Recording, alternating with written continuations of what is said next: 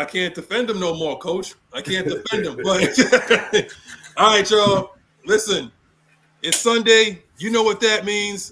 We're just coming up with topics. I don't know where we're pulling them from because there's really not much to talk about until the next couple of weeks. But we was here for 3 hours last week. We're gonna try to do it again. Maybe we ain't got nothing to do. We're gonna try to do it this week. To my immediate right or left, depending on how you invert it, is our boy Coach. What's up, Coach? How's those new hours treating you, man? It starts tomorrow. Oh, okay. It starts tomorrow. I'm looking forward to it. Anyway, but welcome everybody, man. It's happy Easter morning, I guess you want to call it. Mm-hmm. You know, hey, it's time to do it, man. It's time to do it. If you celebrate, just saying. Like if y'all was out watching, if you watched the Freaknik documentary or you was out sinning last week, today don't count to y'all. Okay, I'm saying like don't sit there and try to party or be a sinner for the first 6 days and try to get a do-over. You don't collect your $200 past go. This ain't Monopoly. If you're gonna be bad, be bad. They was at the club last night. They're in that pew like this morning. Exactly. What do you say? Lord know my heart. Lord know my heart. But let me get to the elites because obviously at 9:09 in the morning, this guy got pole position again. I don't know why anybody's racing with him, but he's the Jeff Gordon of the Regulators podcast. We got Andrew G, who says the elite is waiting. I mean, you ain't got to sit there and stop on him, Andrew. Early, man. I'm telling you, like right after work, he logs in.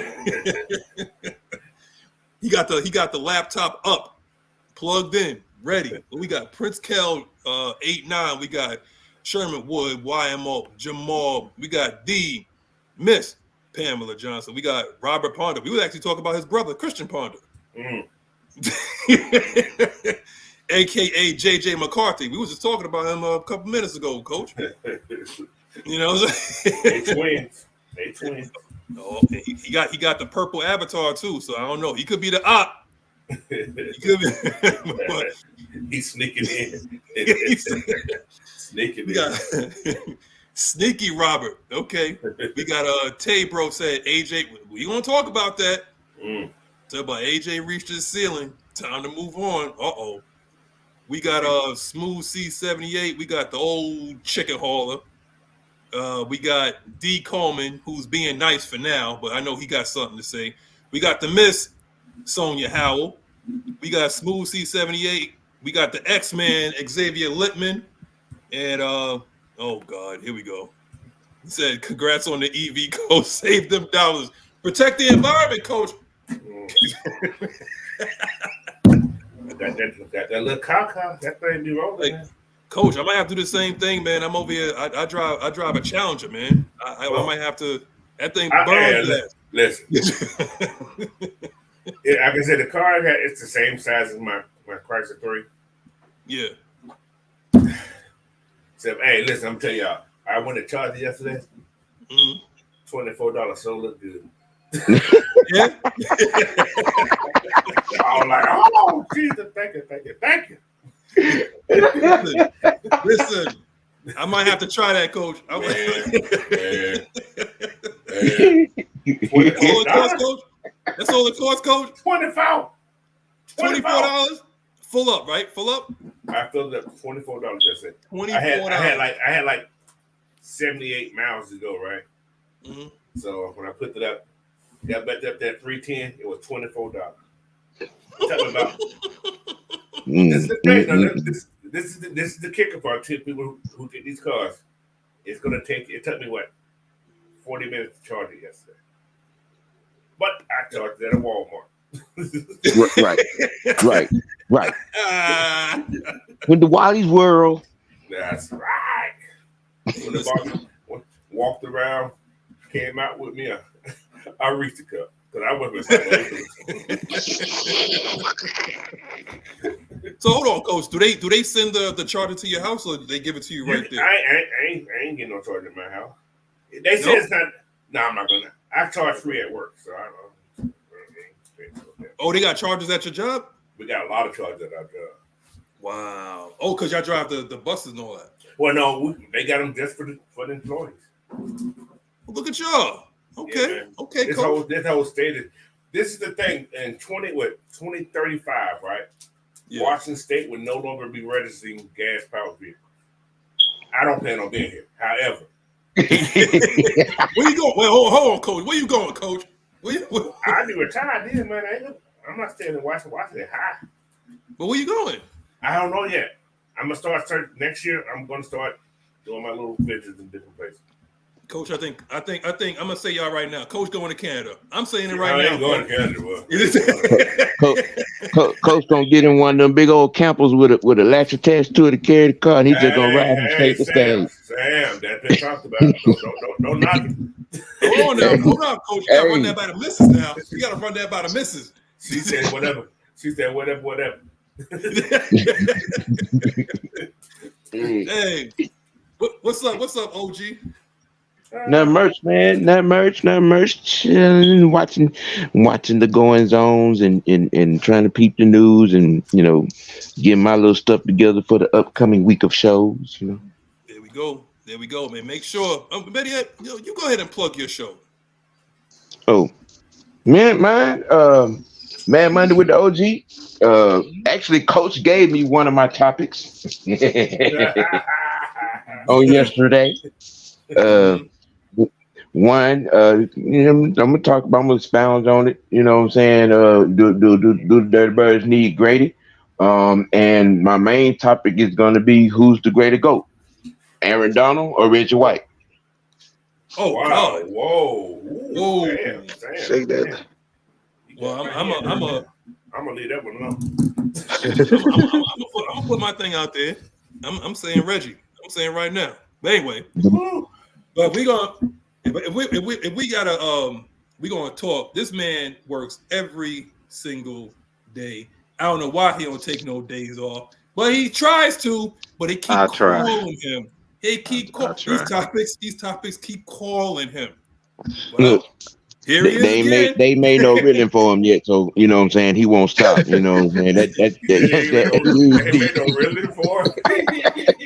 Well, really don't work on me, goddamn. They made no adult written for him. I'm telling Mike right now, Mike. I'm gonna need you to not try to go to WrestleMania and try to steal your girl Bianca or Jade, because I know you like them both. I be trying to send you the picture. I be like, nah, I ain't gonna mess with Lord, boy, no, don't play, don't play with me like that. I already got a thing for Zelina Vega, so don't do her like too? that. I didn't know. Boy. Yeah. I posted a whole video of her. I was like, oh my God, Jesus Christ. Look, man, we talking about two women that could body slam that nigga, man. I don't think he cared, though. I don't think he cared. I do not. I do not. Oh, baby, touch me there. Touch me there, baby. Oh, yeah, I like it when you touch me there. Okay. All right, Mike, you got to make a decision here. Out of those three, Vega, Jade, Bianca, you got to make a choice, man. Right here, man, right now. You the devil, boy. I swear you the devil. I'm holding your feet to the fire, man. See, Naomi ain't on the board? What? Naomi ain't on the board? She definitely on the board. See, I take it like this. This is how I take it. And people forgive me when I say this. See, I don't want no problems with the Usos, so I'm gonna pass on Naomi. I don't want no problem with them Samoans. So Naomi, I'm sorry, baby, but I don't want no problem with them Samoans. So you don't want no problem with Jimmy? Nah, no, them boys different. I don't know which one is which. Man. So you'll go after Montez Ford, huh? See, Montez Ford, he's a Marine, so that's a hell no. Okay, so I've got to pass on. That's no. I know I was headed to the Marines myself. You know what I'm saying? Before I said Until that's a whole nother story. All right. So I was already headed to the Marines. All right. I was at Air Force. I was at Air Force ROTC in high school, but I like that was my decision to get ready to go to the Marines. Something happened in the family. That's a whole nother story. But I don't want no problem, no Marines. I already know what will come with the Marine. They ain't too well upstairs. So gotta pass on Bianca. All right. JD said Michael is women strong. so it's down to the Glamazon Storm and you know what I'm saying and the LWO Queen. Man, I like BP, man. I don't want to do them dirty like that. So I just gotta say, I gotta say no to AJ, go ahead. I gotta say no to Jay. I gotta say no to Jay because for one, she kicked my ass. Okay, that's a big old woman, and I like BP. BP just a cool motherfucker. I don't want to fuck with BP like that. So I think I can take the white boy. I know he do martial arts, but I think I can take the white boy. I think I can take him. All right, there we go. Yeah, I think I can take all Lester Black. All I do is put a crucifix on his head and he done. All right, so I'm good. I can take the white boy.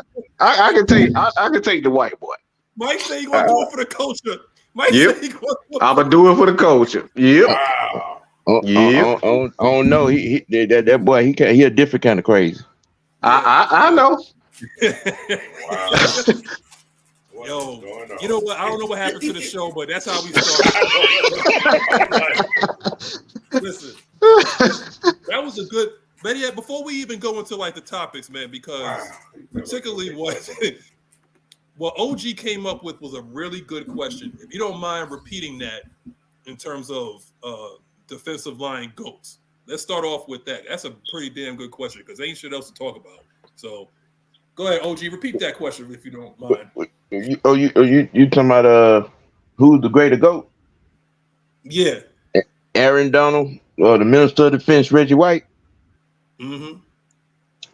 Hey. I got somebody I like though. I like the Deacon too. Yeah, it you know when you have that conversation, there's about 3 other people that should be in that should and will be in this conversation. But I thought about that. You know what I'm saying? I was looking at the list. Somebody had posted a list of all of Aaron Donald's, you know what I'm saying, accomplishments, you know, and I'm like, maybe 1 or 2 of the folks that have had a career like that. And Reggie kept coming across my mind, the Minister of Defense, you know, so we, you know, just comparing the two and, you know, everybody's going to have their choice in this sense. You know, I'm going to choose Reggie because you know, even though I've seen both. But I'm gonna choose Reggie because Reggie changed the game. Man. Reggie was different. Yeah, Reggie was the biggest DN in football. What was he like 280 maybe? Maybe 280, 290. Yeah, yes, 290, and could move like he was 260. Yeah, he could. That dude with that club and throw you like he 340. Bro, did y'all see what he did to Larry Allen, bro? Yes. Yeah.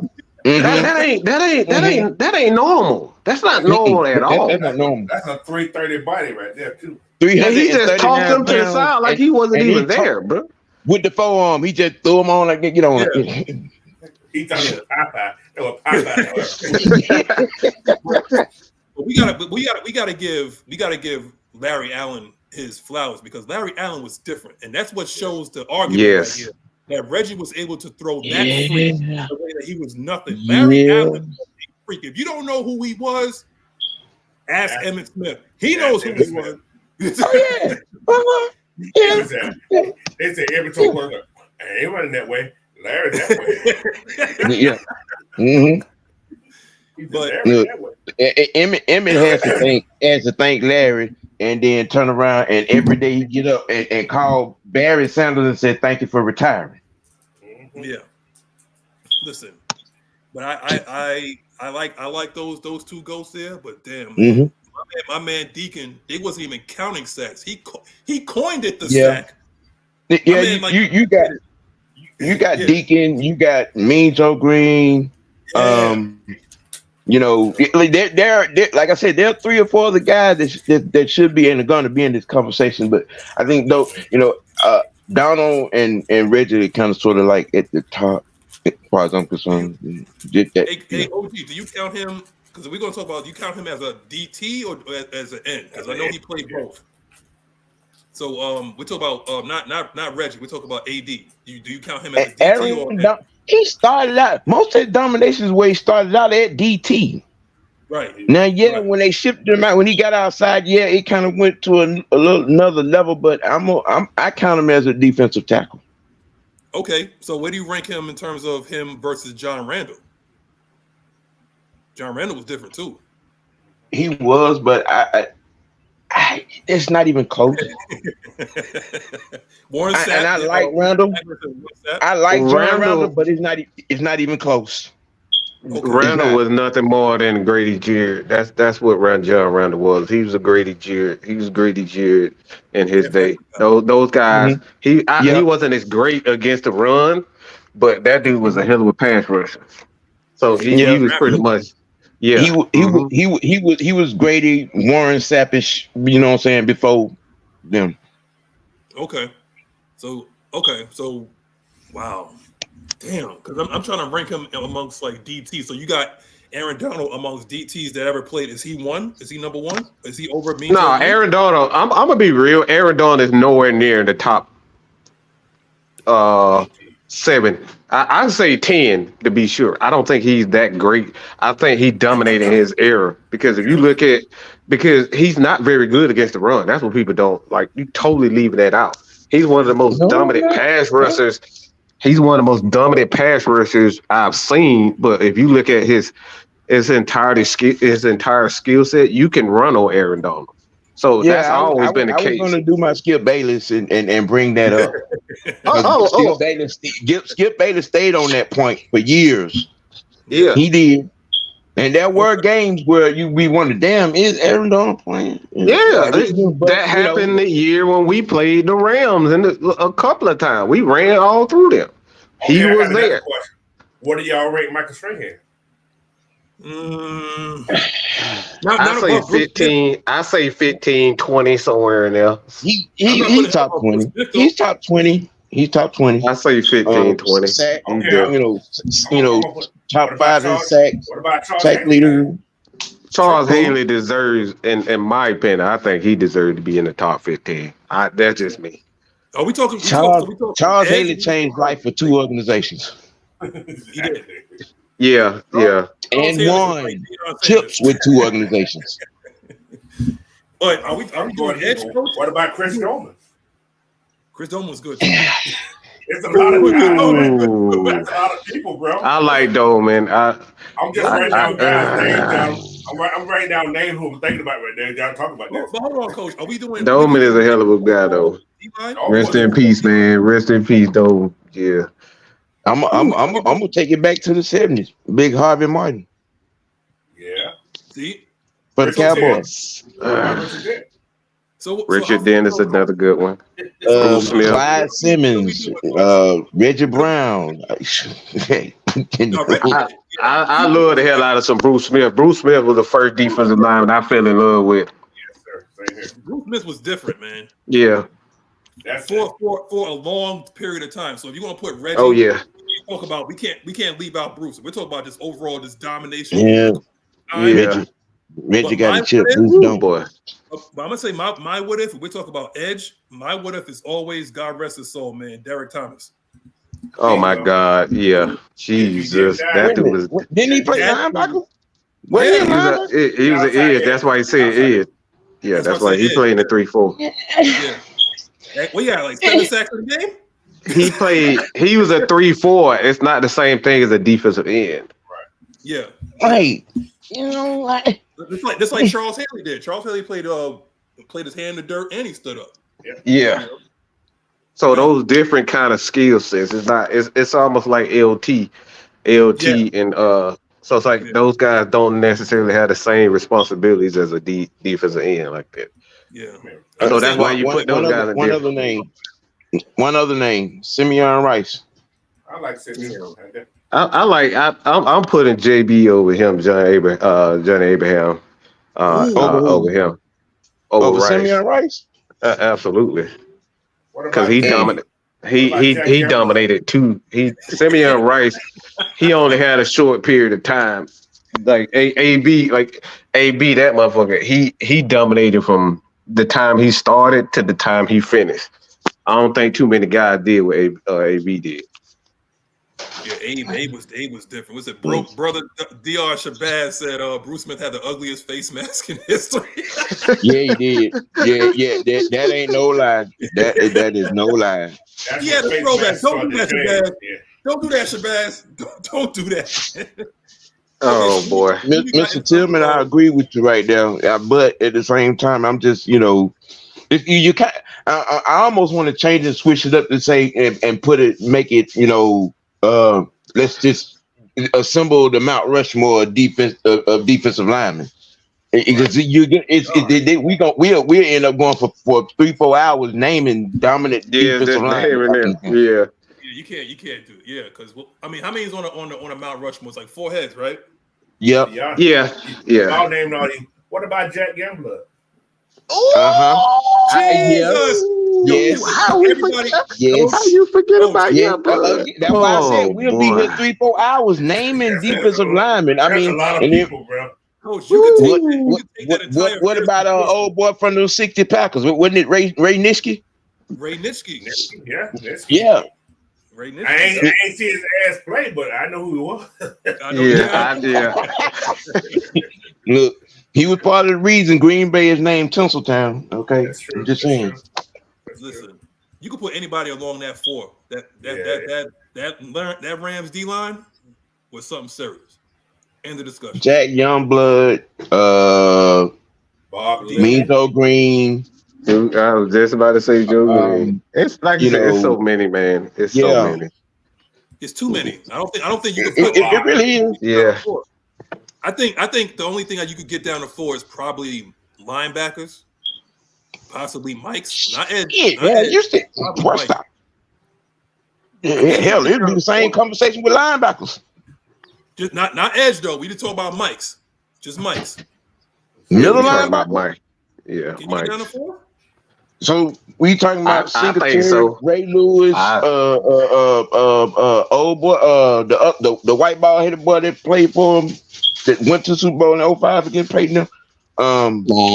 He nowhere near. He nowhere near the top in my opinion. Oh, you talking? He nowhere near the top. You talking about Urlacher? Yeah, Urlacher ain't nowhere near the top for that. I'm just naming them off my head. I'm not putting him above Lambert. I'm not putting him above Lambert. What about let me see. Hollywood Henderson with his poked up butt. What about Singletary? You didn't talk about Singletary? I said Singletary. I said Ray. That's a whole bunch of guys. We'll be here all day. Yeah, we really will. Dick Buckets. You got even our legend. We won't get no respect whatsoever. Yeah, Jesse Tucker, the Hammer. No. Before him. Before him. Oh, okay. You know what I'm talking about. Come on now. The GOAT, the very first pick. Come on, Sam. You know better than this. Well, you said before him, so I'm just the very first pick. The very first pick. You talking about Tommy Nobis, man. He don't get no respect. Tommy Nobis, he don't get no respect. That boy was one of the look. If you hear from Dick Buckets and say this dude literally said it was him and Nobis and no everybody else. That came from his word. That came from him.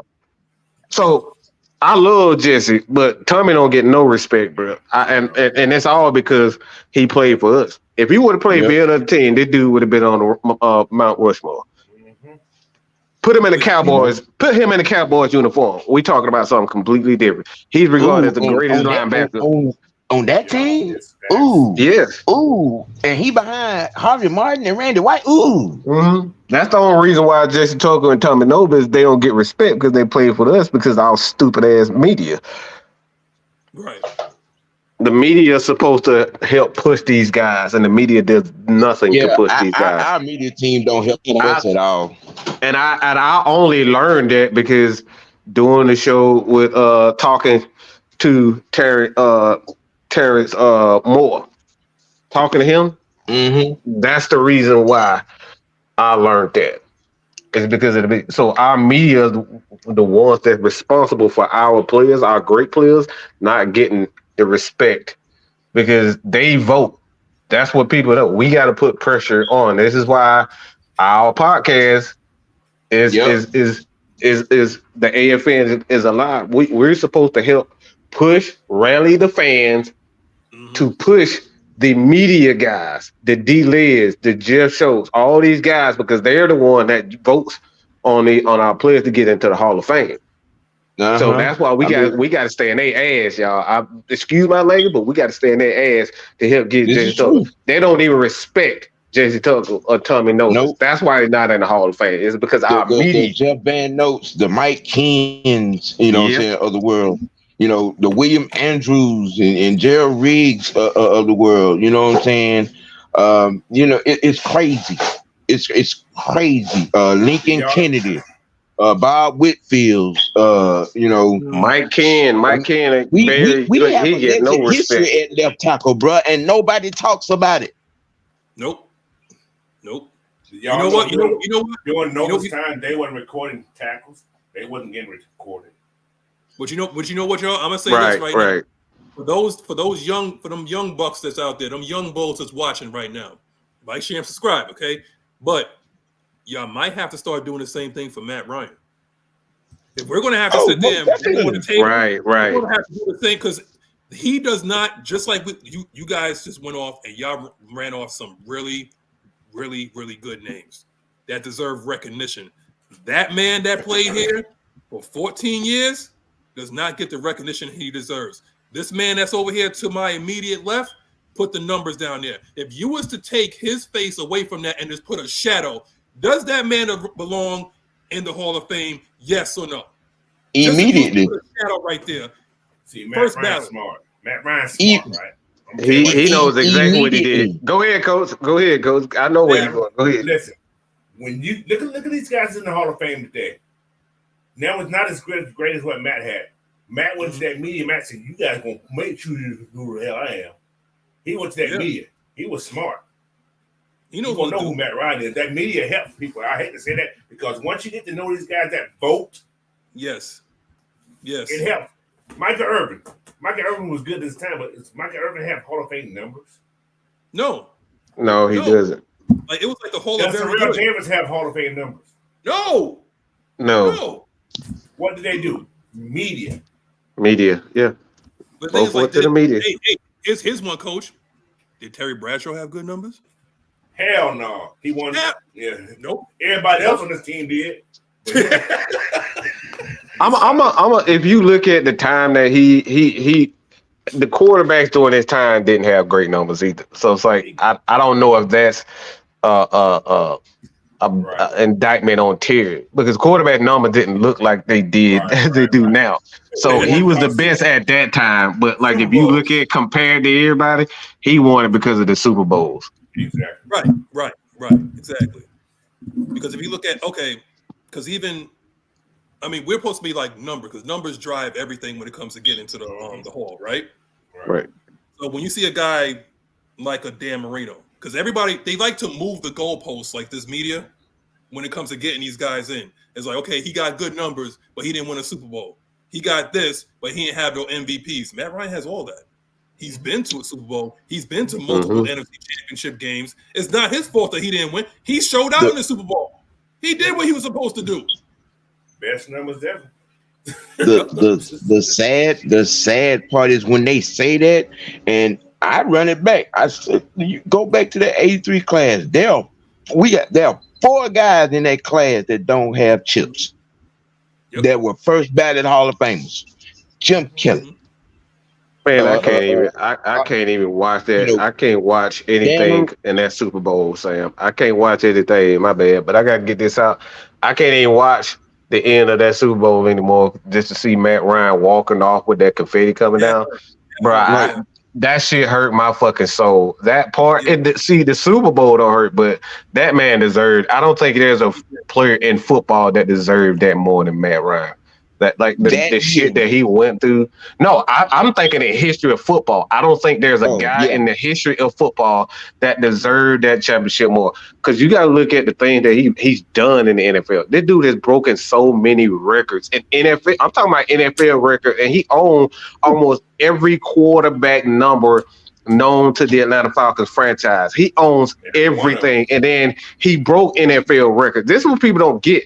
He broke NFL records, and he got so many players, so many coaches, paid, contracts, and jobs paid. You know what I'm saying? Shanahan. He definitely got I don't think any quarterback, any player in the history of the game has done more for his teammates and his coaching staff than Matt Ryan. He deserved that shit. He did. Mm-hmm. It's. Yeah, you brought something up though, Mike. That image to me, yeah. I mean, when you talk about like it really, really hurt. Like all I could do was just turn off the light and get up under the covers, man. I couldn't look at it. I couldn't look at it, bro. I still can't look at it. I still can't. I swear to God, bro, I can't look at it. That shit hurt my soul. Look at that man walk off that like that. You know, and what makes it even worse is that you have talking heads on the big media markets always run the conversation. Well, he should have had the cachet to change this and do this. I'm like, what more y'all want this man to do? Mm-hmm. He threw 3 touchdowns, almost 300 yards in that game. Complete percentage was higher than anybody else's. His QBR was higher than anybody else's in Super Bowl history. Hey. What the fuck else do y'all want him to do? But nobody brings up. Okay, defense gave up 30 points in here, but y'all started calling this man's name for the last 8 years. Mm-hmm. OG, come on, man. How much sense would that make? If somebody would have set a block, he would have had over 300 look, yards. Bro, come on, man. Come on. Look, I'm just saying. I'm not even. I can't even. Somebody was open. We won't even call his name. There were 2 people open on that play, and he whipped on that block on Hightower. And Matt saw him too. Matt saw it. Yeah, that was touchdown right there. That was touchdown right there. End of discussion. And he was by himself. It was wide open. Open. I like, throw it! Oh shit! We missed the block. Not just missed and it was crazy. The irony. Okay, his name was brought up here this week. You know what I'm saying? When in discussion and talking, and we were talking, and people were talking about Kirk Cousins, Dirty Kirk, I like to call him. You know, and somebody said that it would be, you know, getting Kirk is like having Matt Ryan 2.0. I'm like, hell, that ain't being disrespectful. Shit, that's a compliment.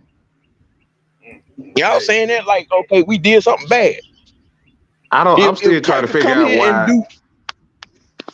I'm still trying to figure out why he didn't. I don't understand why he didn't go on that wham block.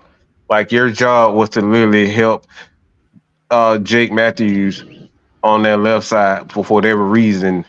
He didn't do anything. He looked inside. I've been over my outside guy. Yeah. Was it? I don't know what. Freeman was scared in pass protection. Hightower was eating his. He was in La La Land. He didn't do anything. You're not step in front of him. He had to. That's it. He had to do that. You know what, y'all? I mean, we joke about Ito Smith, but getting that concussion, but he stepped in front of somebody. He stepped in front of him. That's all his job was, to just step in front of him. And for whatever reason, not Jake, but he just got caught in La La Land. As a running back, you can't get caught in La La Land. As soon as you start thinking about who you gonna block, it's already over. Right. And that's what messed him up. I still some strange reason. I mean, if y'all talk about it, it's like we talk about the whole running the ball game, you know, and here's the thing. I'm gonna get to you in a minute, OG. I see you about to say something. But check this out, y'all. Everybody was like, well, people forgot to run the ball. If Freeman would have got that block, they would have ran out of time. Yeah. They would have ran out of time. They couldn't have come back. They would have had no time to come back. None whatsoever. So even if we didn't run the ball, it still wouldn't have mattered. Kyle Shanahan probably would have got his – he would have got a pass, no pun intended, but he would have got a pass, But again, all you gotta do is set that block, and he would have ran out of time coming back. We was boat racing one of the greatest teams of their generation. Boat racing them. Like, come on, man. But go ahead, OG. Before we go question. Had we won, who would have been the MVP, Matt or Grady?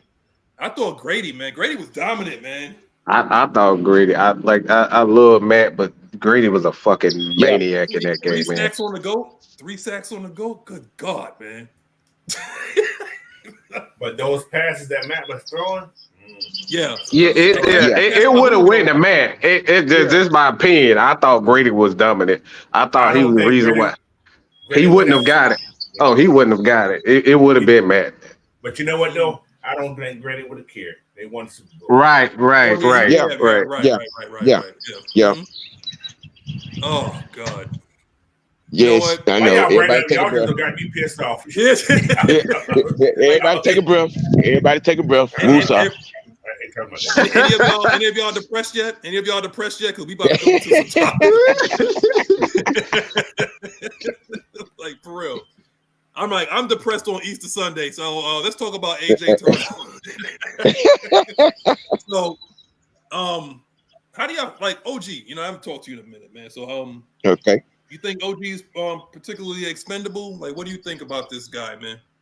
Or should you think we should trade anybody else that could give us more draft capital? You know. Well,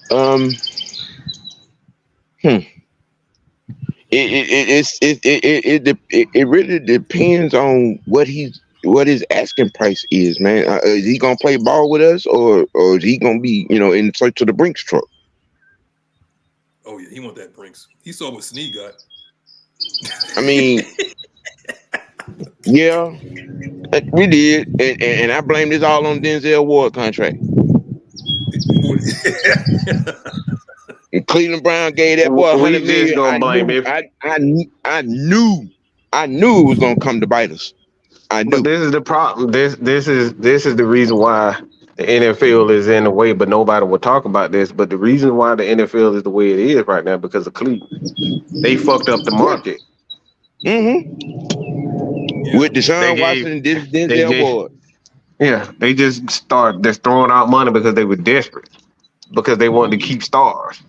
That's what happened when you reach for stars. You start reaching for stuff. You start reaching for stuff that's not even real. Mm-hmm. What you think? I think. Oh, my bad. No, it's cool. It's cool. You got something? Not really. Well, we need bodies. So the answer, the original answer to the question is yes. We should use because we need bodies. So AJ will bring a couple of picks. Now, being the fact you said that, OG.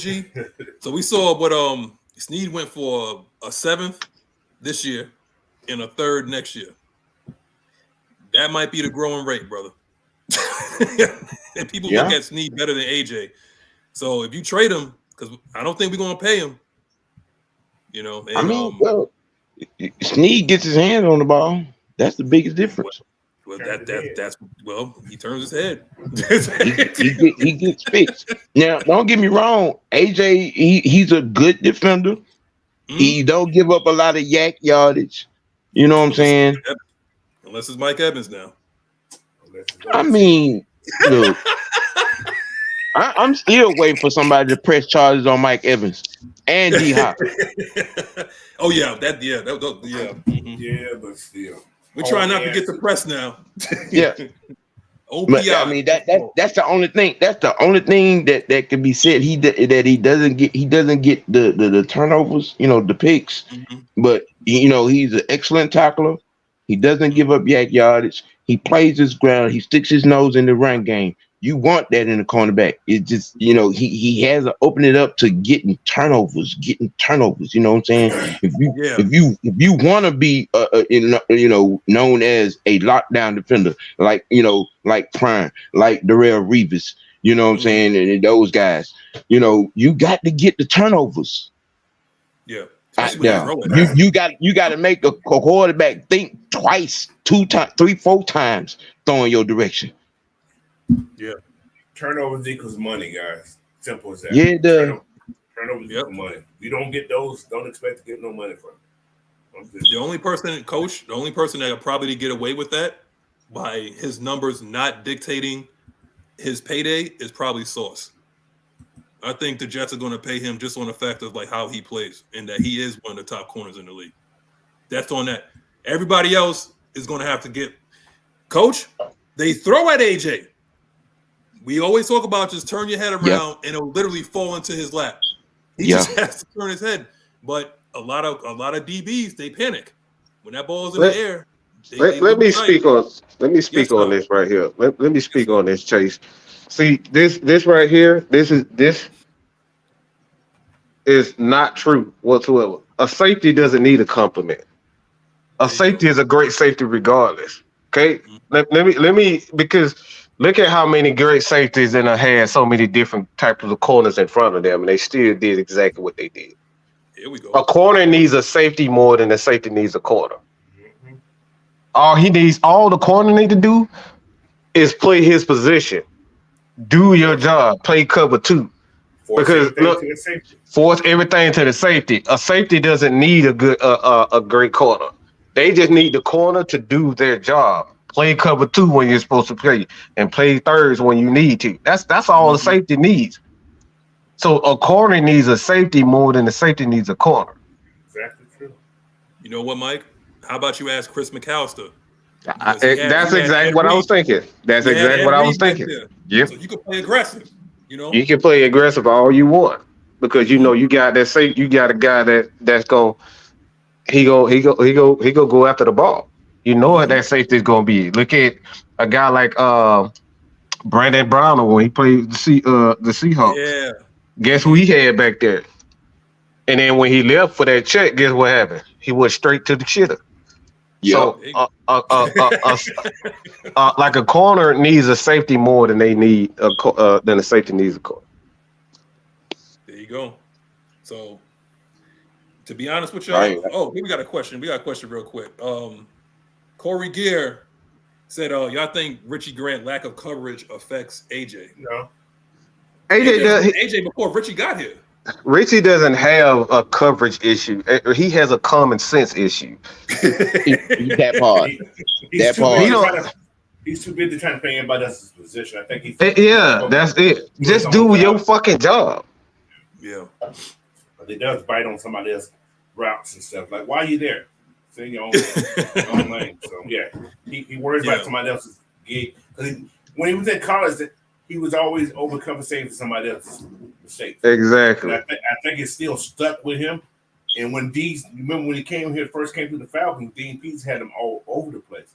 So when your mindset is at one thing, you know other position, you're trying to do all those positions in one. He needs to just focus on just one. And I think that's one of the richest problems, especially this year. They had him at one position. He had to worry about all these others, but he was worrying about all these others. So that's a problem I think Richie had. He overcompensated for everybody else's stuff instead of worry about what he needs to do. Well, that's why you go out there and you get a Jesse Bates, so you can stop thinking. Just do your job. Stabilize that backfield. Yeah, just do your damn job. That's all you have to do. But coach, coming from a coach's perspective, right? Sometimes you draft these guys on a high ceiling, right? Mm-hmm. And then some guys you just draft because they are what they are. Is that correct? That you can coach them into something? What do you believe what they saw? Right. So what do you believe what they saw when they saw like a Richie Grant? I mean, I heard the the tape and everything like that of what they thought they saw, but do you think that he still has a high ceiling, or you think that he is what he is at this point? How do you put it about Richie? When I watched it, a lot of people blame a lot of stuff on Richie's last year. Mm-hmm. A lot of people blame it on him. If Richie, I seen something different. I saw the cornerbacks screw up on their coverage sometime last year, but a lot of stuff was blaming Richie because Richie's supposed to be that safety. People always think the safety's supposed to be always the deepest man. Sometimes that's not true. If he's playing a sky or a cloud. Cloud. I was just about to say that, Coach. I was just about to say it. We don't know. We don't as us fans We don't know what the play call was. He could have been playing a cloud cover, and the cornerback is supposed to have been the guy for the deep. But it makes y'all realize when those touchdowns happened, Richard was always in that chase mode. Maybe he should have been the cloud cover, and that cornerback should have been the sky guy. We don't know. That's what happened with the corner who just got a free agent. Good God. From Detroit, who we traded for. That's what happened a lot with him. So yeah. It's like I don't know. That's why you never heard me blame Ricky but a couple of times when he was on man. But as far as those zone coverage, I didn't blame Richard because to me, because if the safety is down closer to the line and the cornerback is deeper than him, that means that cornerback should have been in that sky form. He should have been back there. Yeah, exactly. So everybody was blaming Richard on all this stuff. So I was like, okay. I never blamed it. I never blamed my safety because the safeties have a certain position they would play, but Richie did try to overcompensate sometimes. But when he is man to man, that's him. But as in the zone, I don't blame the safety. The cornerbacks should be playing sky, especially in the cover three. Cornerbacks should be back there. Richie's out in the box playing the cloud formation. But I don't know. I don't know. Hold on, y'all. Let me get to this before I get traded again. Ms Maggie, like she like to put this stuff in here, so I think she's gonna be good on this Easter Sunday. But hey, it's about that time again, y'all. It's the red and black event. So if you're interested, if you want to show your face, man, the video's up, man. You see how these people showed up and showed out last year? You want to come meet us? Check it out right there. The link is right there at the bottom of your screen. Okay, just make sure you got your tickets and don't be trying to sneak through the window. Okay, security will be tight. Okay? No, we have security there. We definitely have security there. Y'all can still come holler at you, boy. You still holler at you. Come have a beer with us or something, man. Holler at us. Mm-hmm. There you go. Don't come in there acting a fool because everybody carry that toast too. So just saying. Just shut up, Sam. Shut up, Sam. That's what I'm saying. Shut up, Sam. Don't you do it. You shut up. Oh God. All right. So moving back on to the matter at hand. So boy. So what y'all think about No, that goes Sam. I know he's gonna see that. Oh boy. Shut up, Blackberry. God. I mean, Blackberry showed me on a weekly basis of why I hate him.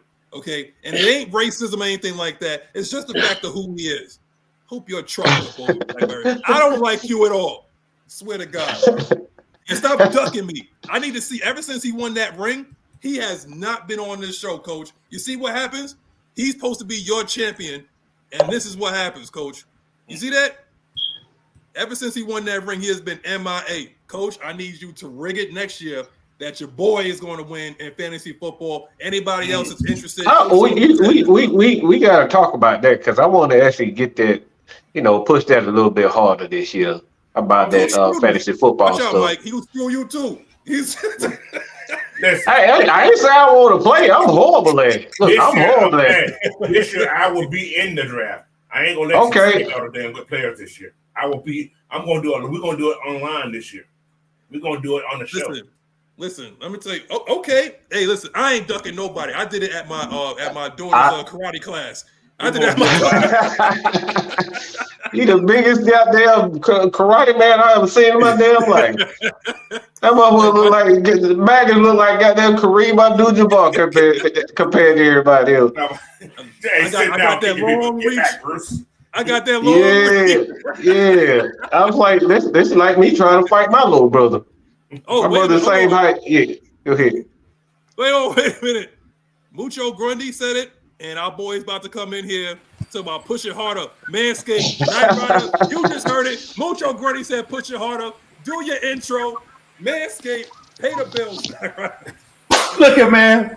Talk about timing, man. Well, ladies and gentlemen, boys and girls, children of all ladies, this portion of the show is brought to you by Manscaped, the premier product for male grooming, man. Look here, y'all. Make sure you got to take care of everything, man.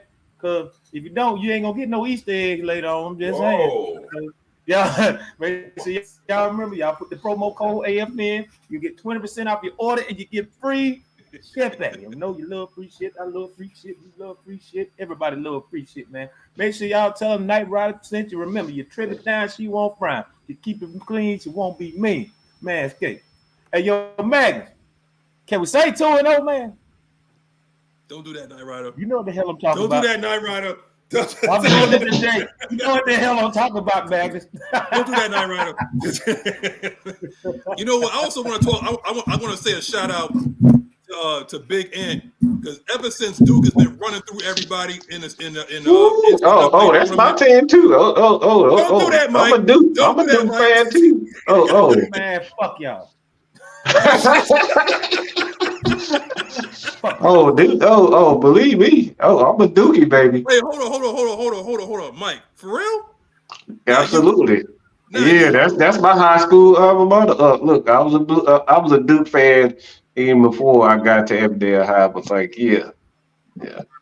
That's all we saw on TV. It was either Duke or Carolina, and I don't like nothing about Carolina, so I chose Duke, man. Now we got them talk. Even though the Falcons lost to Alabama, oh well. Hey, next door. You see what happened, Nyght Ryder? You see that? Y'all would have had Sam Perkins. Sam Perkins. There we go. Sam Perkins, greatest Carolina Tar Heel ever. Is Sam Perkins. There you go. I don't know, but I don't know about that one now. Worthy.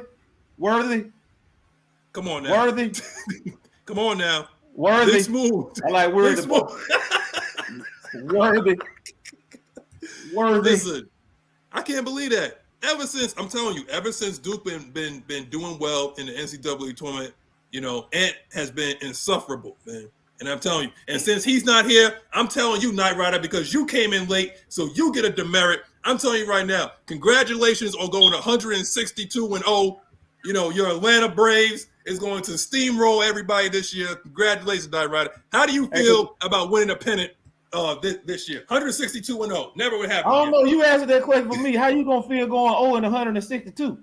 That's the problem, Nyght Ryder. I know we suck. I tell you that every year, every week. I tell you that. I know we suck. Hey, what you know what, though? I'm gonna let y'all know something. I actually hate that they went in this way early. I do. I actually don't like it because now it's giving them too much of a easy feeling. I don't like that. I like when you have to push yourself to play harder. I'm gonna be honest with you, Coach. I really think it's more of them wanting to get back from how feeling embarrassed their ass in that damn in the playoff. Yeah. Don't do that, Blackberry. Kemba Walker. Anyway, so Miss PJ said, "I am the ladies, South Carolina Gamecock fans. Go, ladies! Dawn Staley. Yeah. That's that gangster team right there. Yeah, she gangster. I love me some damn Dawn Staley.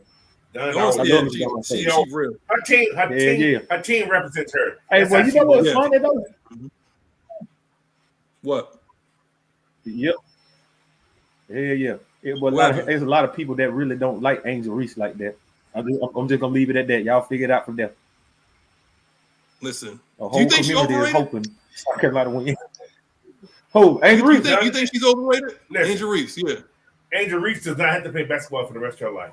She is sucked. Hell no. She's sucked. Hey, listen. You know what, Coach? Probably she doesn't have to play for the rest of her life because them pitches leaked. Them pitches. Hey. Hey, they make money up for you. Hold on now. Like I said, she still don't have to work the rest of her life because those pitches will make a lot of money. I'm just saying. No. Oh God. I want to highlight one thing from this whole weekend. This one photo that made my whole weekend here.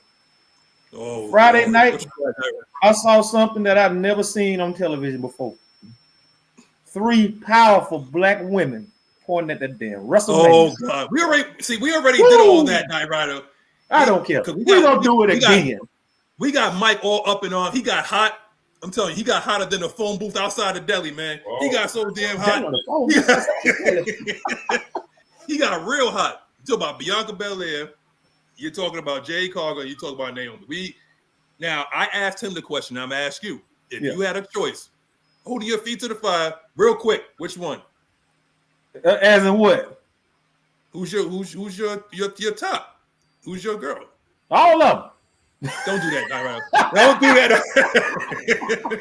I don't know, but now You know what? for real though, hey, Bianca for me, bro. Bianca.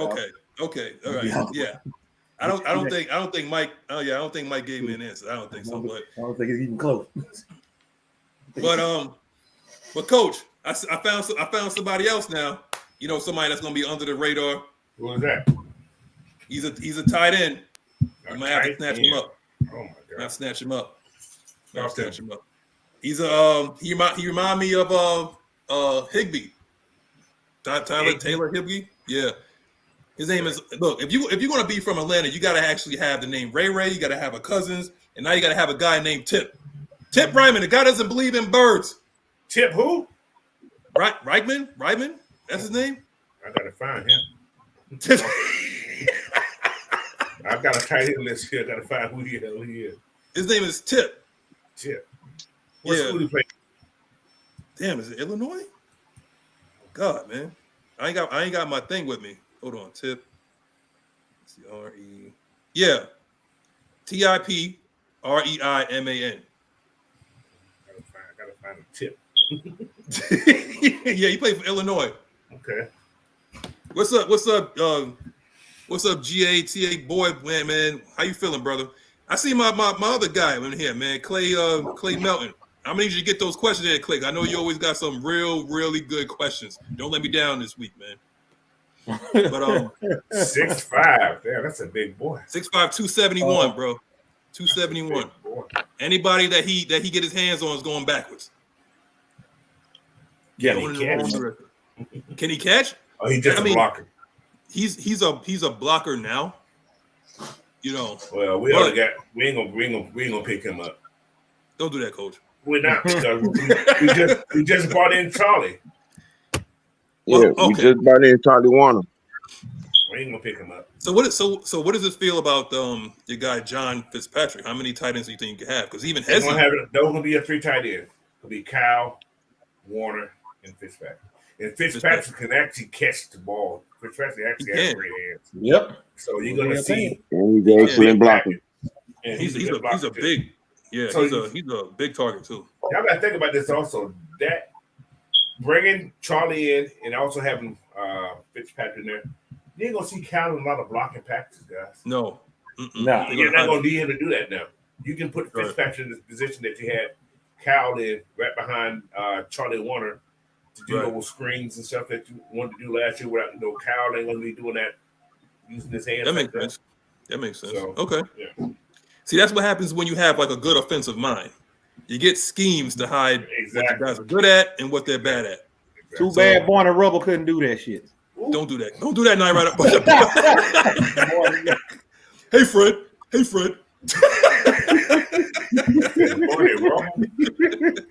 Arthur Smith looked like a Born and Rubble. Oh, don't do that. Hold on, we got Clay Melton got a question. He's like, I got one. Why do Vikings fans think the Falcons are going to have to give them our 8th pick for tampering? Because they on drugs. Who the hell said so? Listen. That decision won't not be made before this draft starts. There's gonna be nothing. That's just a lot of purple butt hurt people. They're not going to find. If anything happened next year, it happened for this so-called Tampa Day. It'll be next year. If anything happened. Now, what exactly?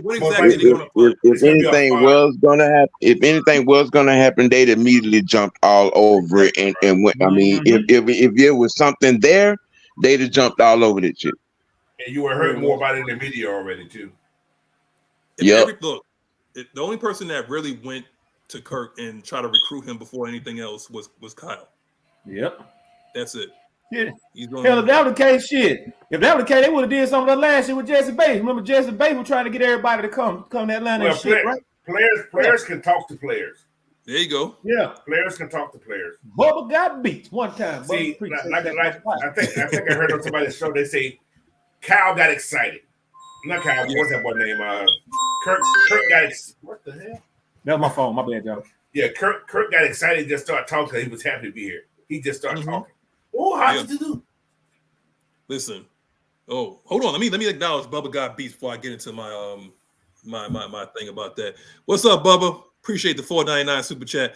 You know what, Coach? As I'm the days are ticking down to the draft. It's like I'm excited about the draft, but last year I'm really hopeful compared to last year's. I'm really hopeful about this year because things for the first time in a long time, things seem like they're solidified, they're stable, and they're just building on strengths that they already had. The only thing that they had to do is basically what they told us. Everything else, they ain't telling us nothing.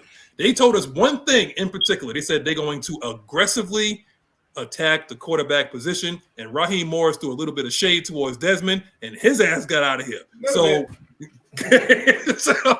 he said, I wouldn't be here if the quarterback was, the quarterback position wasn't. He said, I'm thankful though.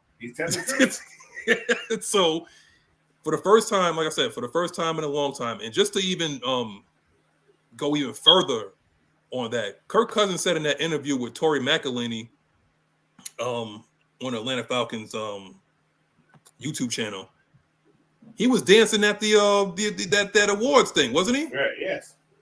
So apparently, you can't dance with a bad Achilles, can you? Kirk said he can play quarterback, but he just can't run around. He couldn't run before. I know, right? When was he running before? No, what he's saying is, like bootlegs, he can't do bootlegs. Well, fortunately, the Rams offense is not known for bootlegs. No. Yeah, not known for bootlegs. That is true. There you go. Well, yeah, they get out the pocket. He said he can't get out the pocket like he wanted to. He does. You ain't got to be a track star to play quarterback. Nope. Hey, I'm not. Well. You know what, OG? Talk to Arthur Smith in Pittsburgh because he wants a track star. Yeah. You must forgot Tom Brady was slower than molested. Hell, Russell Wilson ain't no track star. No, I'm talking about the other guy. Russell faster than a lot of folks. Look, that wasn't the Arthur Smith call. That was Mike Tomlin doing what he's doing for this fool, what he did for Vic. That's all that. That's all that is.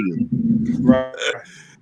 I mean, come on, man. They got that boy on a Family Dollar deal. Stop playing. With a Dollar General discount. Stop playing. We are not talking about that dude again. I don't want to talk about that dude again. We ain't doing that. We have some of these fake people come in there. We kind of got rid of right. We got to purge. Did we get to that track show? Pro day? We just sitting there talking shit and whatnot. But we can go to it right after this question here by my boy Clay. He says, who would we rather have? Turner verse. Yeah, that's all you got, Clay? Neither Turner one. Verse or the top corner of the track. Come on, Clay. Come on. What? Come on, see, this is me. I'm gonna put it. Why do people like Turner? Turner is not that guy. He's fast. You guys He's fast, Coach. You're looking at these names and the combine. In the combine. Don't forget that. Shit. John Ross, very fast. Yeah, he won't walk a damn. Don't do that. Don't do that, Coach. Yeah. And just to answer your question, he has a name. Like, look, Scotty Robinson, the best pass rusher in this draft is well, yeah, he's not Derek Thomas. But listen, Jared Verse is not the best pass rusher. Jared Verse's best pass rush move is his power. The one that comes, the only two I've seen that come exactly with the tools that you need, and you don't really have to coach it, is number one, Latu, the forgotten Uso, and number two is that dude that's been compared to TJ Watt, and his name is who? He's related to somebody on our team. What's his name, Coach? I've been saying his name is Ellis. Last name is Ellis. Jonah. First name is Jonah. Oh yeah, you're talking about his brother. Yes, and you know what? I'm telling you right now, the only reason he ain't why the whale too. Don't do that, Coach. The only reason why he is not at the top of the draft is because he got hurt. That's the only reason why he's not put at the top of the draft, why he's not up there with your Chop Robinsons, your Dallas Turner, and your Jared Verse and your Latus, is because he got hurt, a shoulder injury. But he got 12 sacks with one arm. One freaking arm, and they had to shut him down. So I'm just saying, like, come on now. Look, I'm gonna say, Clay, Turner does have the higher ceiling because he has the athleticism that could get him there. But all I'm saying right now, Clay, is not going to be a bad pick either way. But Latu comes in ready right now, and he can stop the run.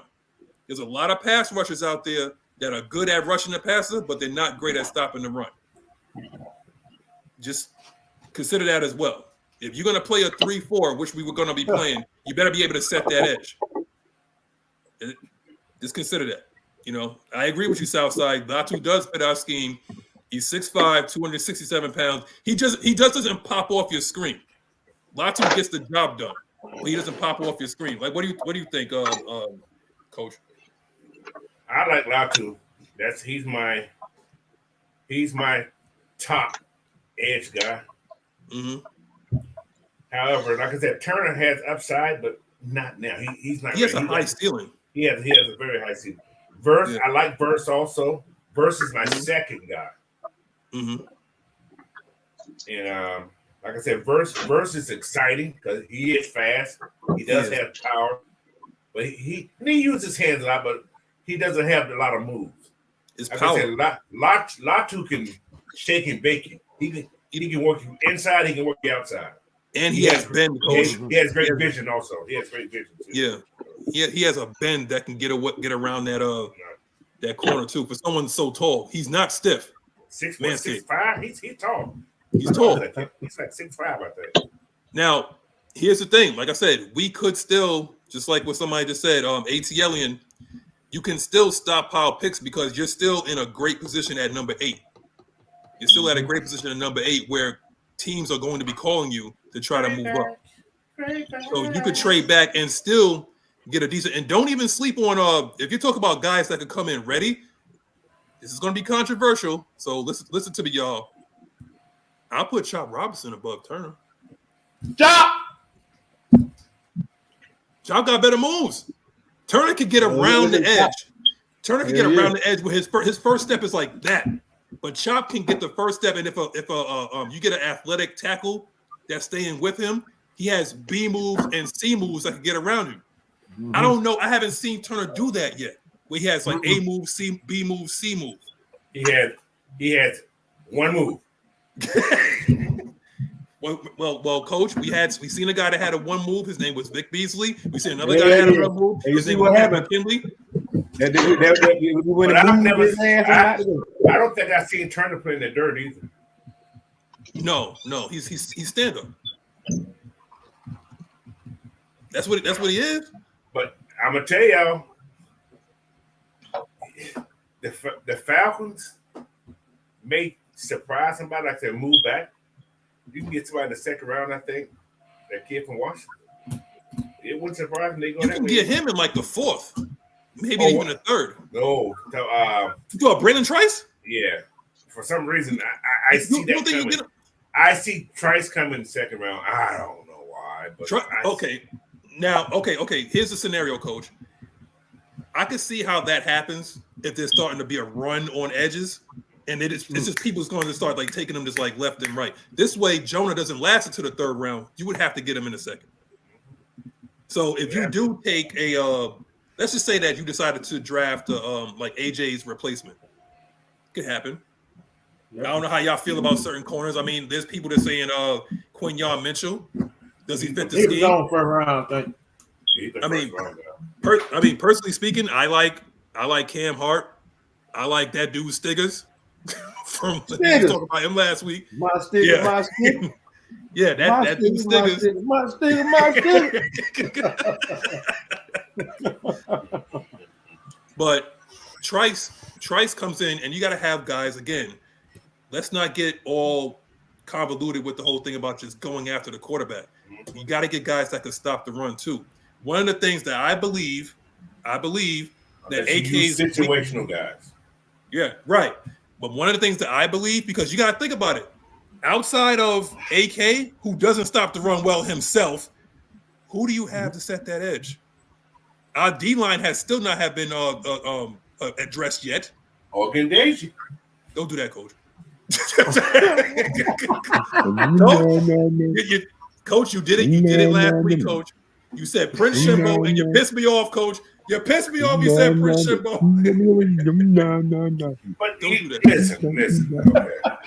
If you listen to what Raheem said last week,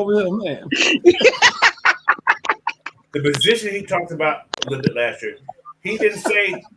I didn't hear that first round early round. He said this edge rushing this year is very deep.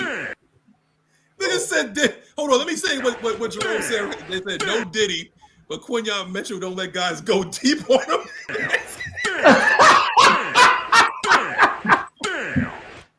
And Jerome, that was brought to you by Sweets by Day Strong's.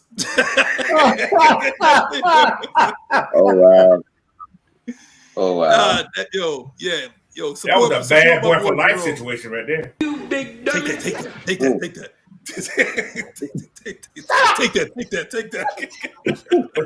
But now the reason I said Ogun Deji, they said his kid's been playing hurt pretty much for like the last 2 years, right?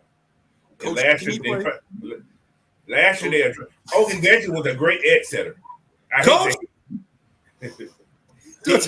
He was actually when he was playing, he was the best edge setter we had. He said he was the best edge setter we had on defense. Coach, you know they don't set no edge in Penn State. Well, he did. He didn't get to the quarterback, but he set the edge. So okay.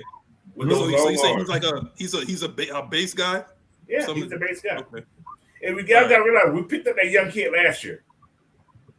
He came on at the end of the season. Yeah. Oh, you talk about who from Ohio State? Ohio State kid, yeah. Is he a linebacker or is he he's a DN. He's 280 something. He's a DN. Okay. He's six big. Masky. So, but I don't see for some reason, for a strange reason, I would love to get another top edge rush guy. There's a lot of them. Coach, I double dip, man. I know that's taboo, but I double dip. You can get Latu and you can get Jonah. Like Big Sam gonna talk about it tomorrow, but could we be addressing Grady's replacement early? Coach. Sam will talk about it more tomorrow. But think about it. Yep. Now, OG, go ahead and plug your show one more time, man, because Coach Earl said it. So plug your show one more time for those that need to see it tomorrow. Okay. Check out 10:30. That tips off the week every Monday.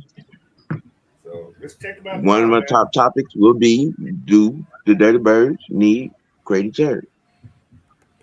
Listen, man. Now, who are you looking at? Like OG? We didn't have for half the season last year. They did pretty damn good. I'm just saying. Now, Coach, and OG, this is a question for y'all too, because I know y'all both kind of agree on this. Our D-line is old as hell. Our D-line is old as hell, okay? I'm just saying. When you get to 30, it's time to start drafting your replacement. Even before then. Right. Stop that. Come on. Stop that. Look. Stop that. On your mama is 30, right? Right? Now, our young guy is your boy from Texas, right? Swag. Taekwon Graham. Oh, okay. Taekwon? Yeah. No, not him. Now I'm talking about Taekwon is our young guy, right? Yeah. But can you add to that and get like Street young too? Street is young. Street's young too, but he's like Nikhil London's young too. London's young too. Now so they got bodies on the West Coast, but you don't have that Grady. He ain't got that guy. Yeah, that dude. We ain't got the amount of that Grady guy. And there's a couple guys that are in this draft. Say his name. Say his name, Coach. Say Justin Jefferson, or what his name is, Jefferson. I ain't talking about Jefferson, man. You talking about my boy Mason? Are you talking about my boy Mason? No, I'm talking about the kid from what's called. I actually been watching him, Michael Hall Jr. Check him out. But hey, Coach, if you're talking about getting a guy, right? You said like replace, just like with OG. Again, I'm gonna say it again. Tune in tomorrow or the OG show. What if it's Byron Murphy? I can go with that. I can fight Byron that. Murphy's a monster, but he didn't play in a 3-4 though. Shit. You gonna get him up there? Hey, long your name ain't Marlon Davidson. I don't give a fuck. Coach, don't do that, man. I can hit a man. Don't go to. It won't get in trouble for it. Shoot. You did. Oh my god. Oh my god. Okay. You know what? He hurt my heart. You know, if you can get it, like I said, if you address the D line, right? You have Mason Smith, you got Jerson Newton, right? Don't do that, Clay. Don't do that, Clay Melton. I see you. So he said Mason Smith, Jerson Newton. You got your boy Byron Murphy. You got he said Michael Hall Jr. Rook Aurora from what's going on? Who the hell?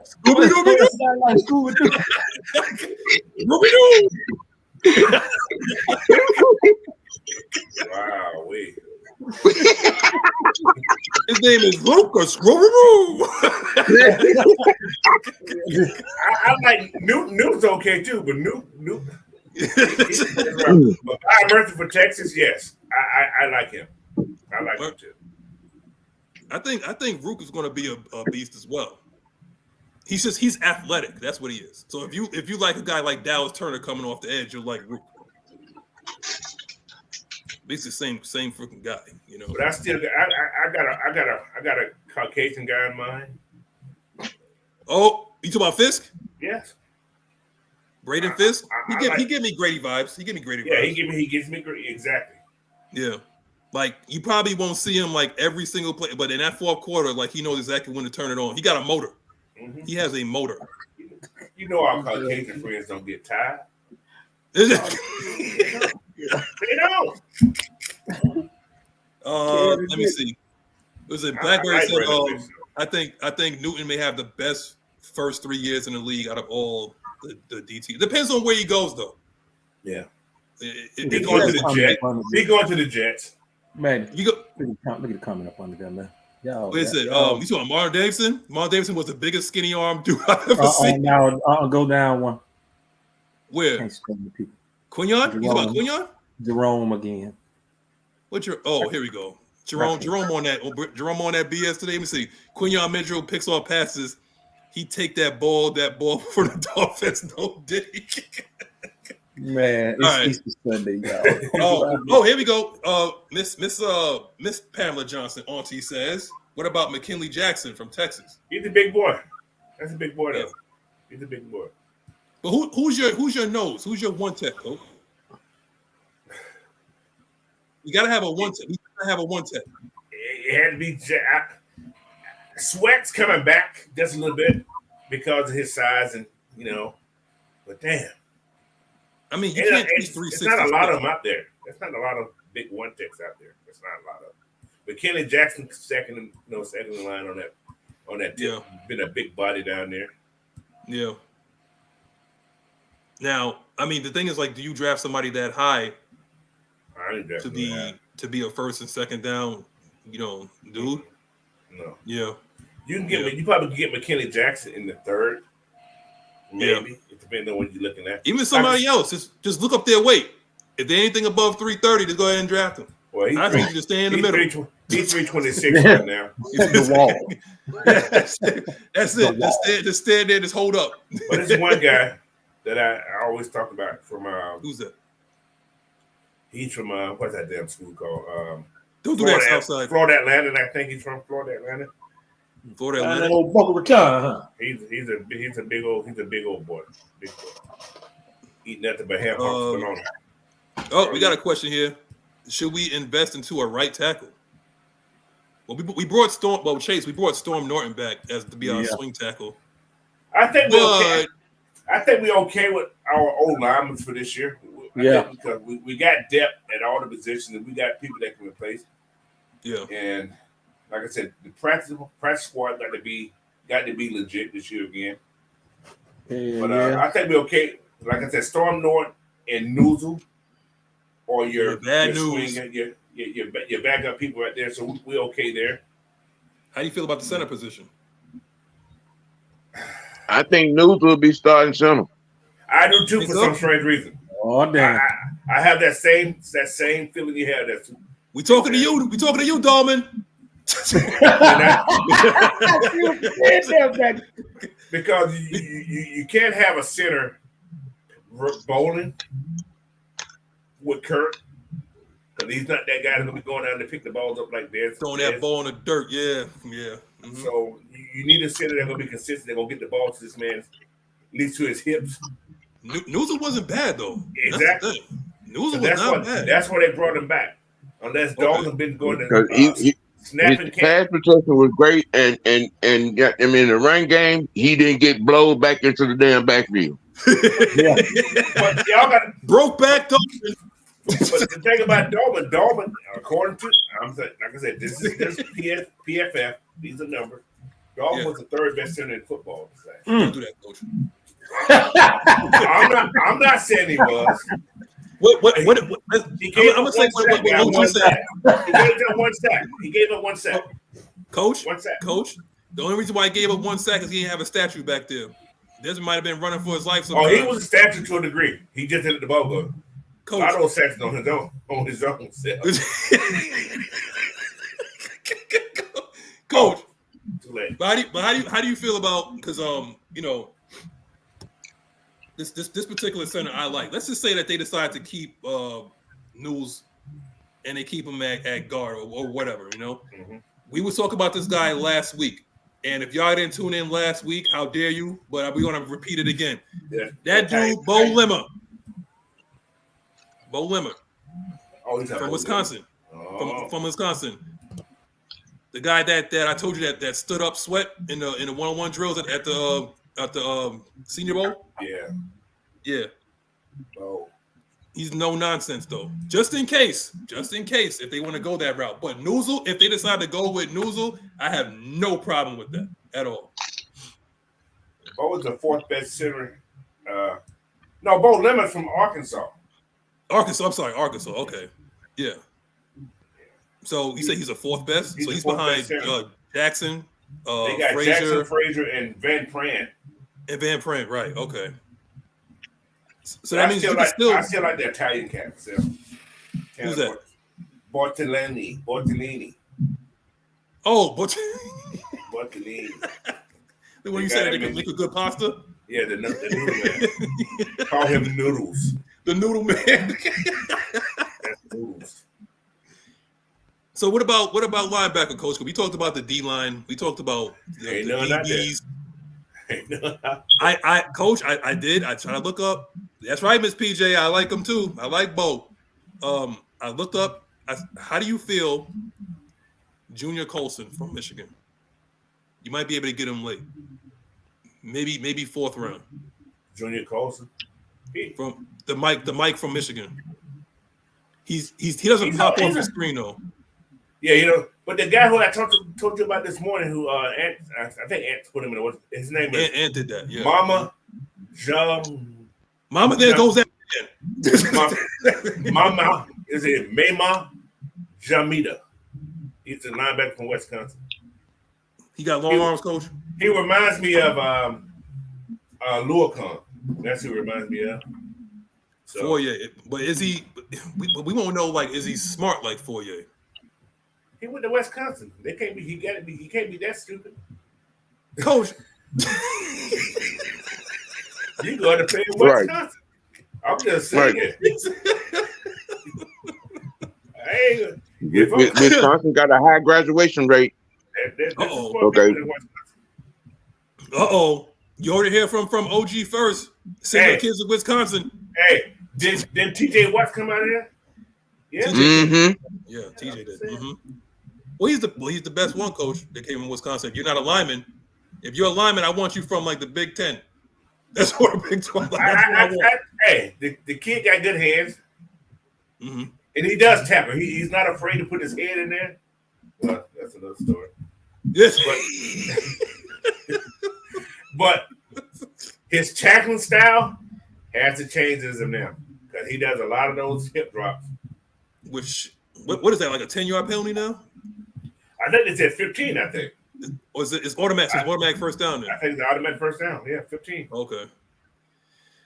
All right. Yep, we'll be watching flag football in about 2 years. A lot of, yeah. Yeah, it's bad. It's gonna get bad. All that physicality is gonna be. You know what though? A tackle to me, like I said, I've never taught this hip drop thing. I always thought, move your feet, drive, keep your feet moving, make them blow the whistle so that man his progression is stopped. And that's a problem. They don't do that. Now they don't. They let the whistle. They just these guys keep moving. Once your progression stops, the whistle's supposed to be blown. That's another reason why these injuries happen, because they let these guys continue to move. Blow the whistle once the progression stops. That's always been football. Anyway, hold on. Oh, wait a minute. Coach Dan Southwood came from Wisconsin. He was Come on, man. We ain't talking about that.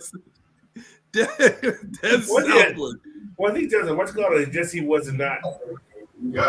Boy, no, I just found me. Boy. Hey, I just found me an Easter egg outside, though. Wow. Found a golden egg. We got it. We're gonna go to the liquor store. Wait a minute. Hold up. It's this dude right here. About whatever said, I'm just waking up. Don't get too late about whatever. Why are you just waking up? I want to answer right here in the comment section. I want to know why you just waking up. I want to know what you was doing. He was clubbing. He was looking for some Easter eggs. I want Easter eggs. He want them Easter eggs, man. My boy had a long night. Shit. My boy had a long night. Yeah. Mm-hmm. You were playing eggs. You were playing eggs. Don't do that, OG.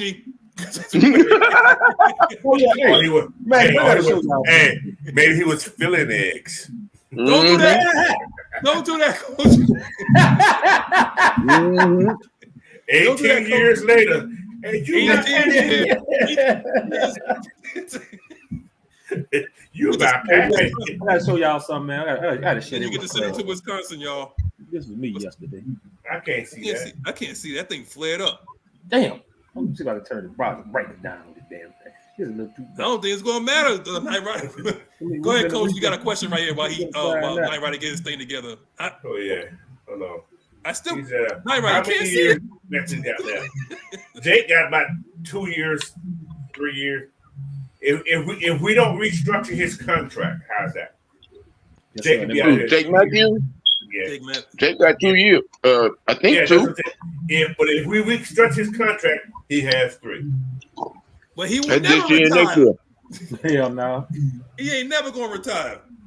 But as long as we don't restructure his contract, he got 2 years left. Coach, I'm telling you right now, if you thought Bob Whitfield was here for a long time, just wait till Jake ain't going. Jake on what, year 13 right now? Is that year 13 he's on right now? Yeah. He came in a year after Matt, I believe. Mm-hmm. Because remember, they had Sam Baker's old punk ass over there. This is 14 years. This is Matt had 16 years total, right? Yeah. 15 to 16 years. 15 years total. So that means Jake's on his year. Jake's on his 14th year. Or is it 15?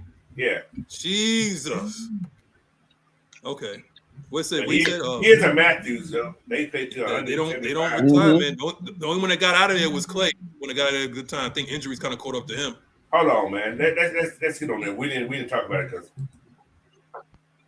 Okay, we'll get a Let's get on that. Penix, Rattler, or Travis. Well, we've been knocking for Travis so we can hide him for about the past couple of weeks now. Can I mention something also? Okay, go ahead, Coach.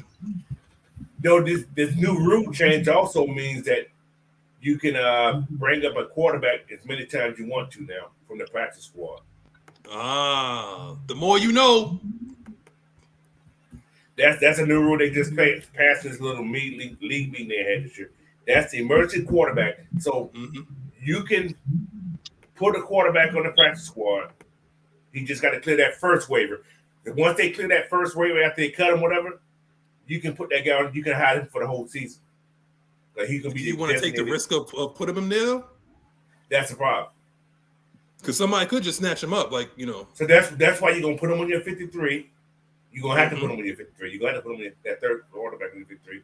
Then you put him on the practice squad after what's called a he be your designated guy that you keep on the practice squad for the whole season. Because you get 4. I think you get 4 players per year who nobody can touch. and your quarterback can be one. Okay. So y'all want to see the scenario that I got because a lot of people are talking about that. So y'all want that Penix action? Y'all want that Penix action? So check this out. All right. If you I want all the smoke. Let's get it. Okay. So this is what I've been Okay. You would have to take him, and this is not my draft, okay? I'm just saying if this is what y'all want, because you may be able to get Penix, McConkey, and Jonah. Edge, wide receiver, and your quarterback of the future all in the same draft. It's going to take a lot of movement, but if you get and you stay pack at 8 and you get Penix there, you may have to use one of your third-round picks and your second to trade back into the first round to get McConkey, and then you could get that last third to get Jonah. That's the only way I'll be able to see you can do that. And this is just like I said. This is just like what. Does it have to be McConkey? I love McConkey, but does it have to? No. You know how people feel about McConkey here, you know. And this is like for like OG Will. I know he loved him some McConkey. He loves some Georgia players. It don't matter who they are. That does not sound right at all. That does not sound right at all. He loves Georgia. He loves Georgia players. I do too, but I'm not stressful. No, I'm just saying like that's the scenario. Yeah. Don't do that. I'm good. I think if we want Jonah, I think Jonah be there in that early third. Even early. Unless coach, if there's a run on edges, you might have to get them in the beginning of the second. If they starting to get that run on edge. Woo. Because I know for sure Tampa's probably taking the edge at the bottom of the first. That's why I'm not worried about. That's why I'm not worried about drafting the quarterback early. I'm going to trade back that number 8 because I think there's going to be a quarterback. Somebody's there, and we're going to get some picks. That number 8 pick is going to be very, very valuable. It's valuable now. That thing is sitting there, and I think we're taking bids on that. Let Drake, May, and Penix fall to that number 8 spot. Lord, coach, if Marvin Harrison Jr. goes third to New England, that phone ringing off the hook. Phone ringing off the hook at that point. Because he's not. Because guess what? Arizona's not taking a quarterback. They're 4. 5 is the Chargers. They're not taking a quarterback at all. So you got 6. 6 is that's where Brock Bowers gonna get drafted at. I think so too. I think so too. Yeah. Brock won't get past Harbaugh. I think Bowers might. We said at 6, Sam. At 5. At 5. Bowers will not get past Harbaugh. Who got the 5th pick? I got it right here. No, the Chargers got the 5th. The Giants got the 6th. 6. Do they go get a quarterback? The Giants, yes. Oh, that's a hard right there with the Giants. Well, I don't know. The Giants will take. You just paid Daniel Jones. So let me tell you something, man. Daniel Jones is broke. He's broke up. Yeah, exactly. Did y'all hear that? Coach, that's a good thing. You know what, Giants are a lost cause. Yes, they are. I can see the Giants not taking a quarterback. Coach, don't do that, Coach. I can see them not taking one. Coach, one of my boys probably watching right now. He's a big Giants fan. Don't break his heart like that, Coach. I can see them not taking one. Actually, I really don't see them taking a quarterback. I think they're that's John Maher's fault, man. No, that's just Daniel Jones wasn't that guy who they thought he was. It ain't nothing to do with that coach. That damn Hold on. Was it GA says I was a DR9 supporter. It made no sense to keep DR. It made no sense to keep DR9 with Kirk playing at least 2 years. He would have got a new contract. We drafted QB this year or next one. You can't call him DR9 no more. It's RM9 now because Rondell Moore is number 9. Did he take number 9? Wow. He took number 9. Now Rondell Moore. Rondell Moore is number 9. Mr. 9.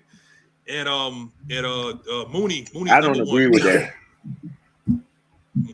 I don't agree with that statement. That you believe that we should have kept Dez? I mean, if I understand why they made the move. You know what I'm saying? damage had been done. I get it. Mm-hmm. You know what I'm saying? But the scenario would have been perfect to sit and learn. You know what I'm saying? A year or two behind Kirk, get all that other stuff and get him dead to right and be ready for 26. It'd have been a perfect scenario. That he had no help last year from a coaching perspective. You know what I'm saying? Having a QB coach and a competent, you know what I'm saying, offensive coordinator. And people keep glossing over that. All right. You know what I'm saying? I don't know why people act like in their mind that Devin really was a damn 8 or 9 or 10 year vet or some shit. No, he was 18 games into his NFL life.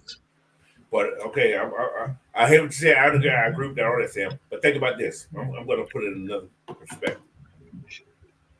The OC we have today, very good in rating quarterbacks. Oh, right. PFF guy. Yeah. Think about this. This. He probably didn't see Dez as the guy who he feels can run his offense.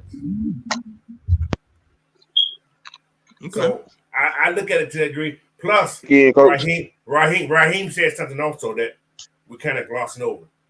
He said if he had better quarterback play, think about it, who was quarterback last year? Desmond. Arthur Smith will still be here.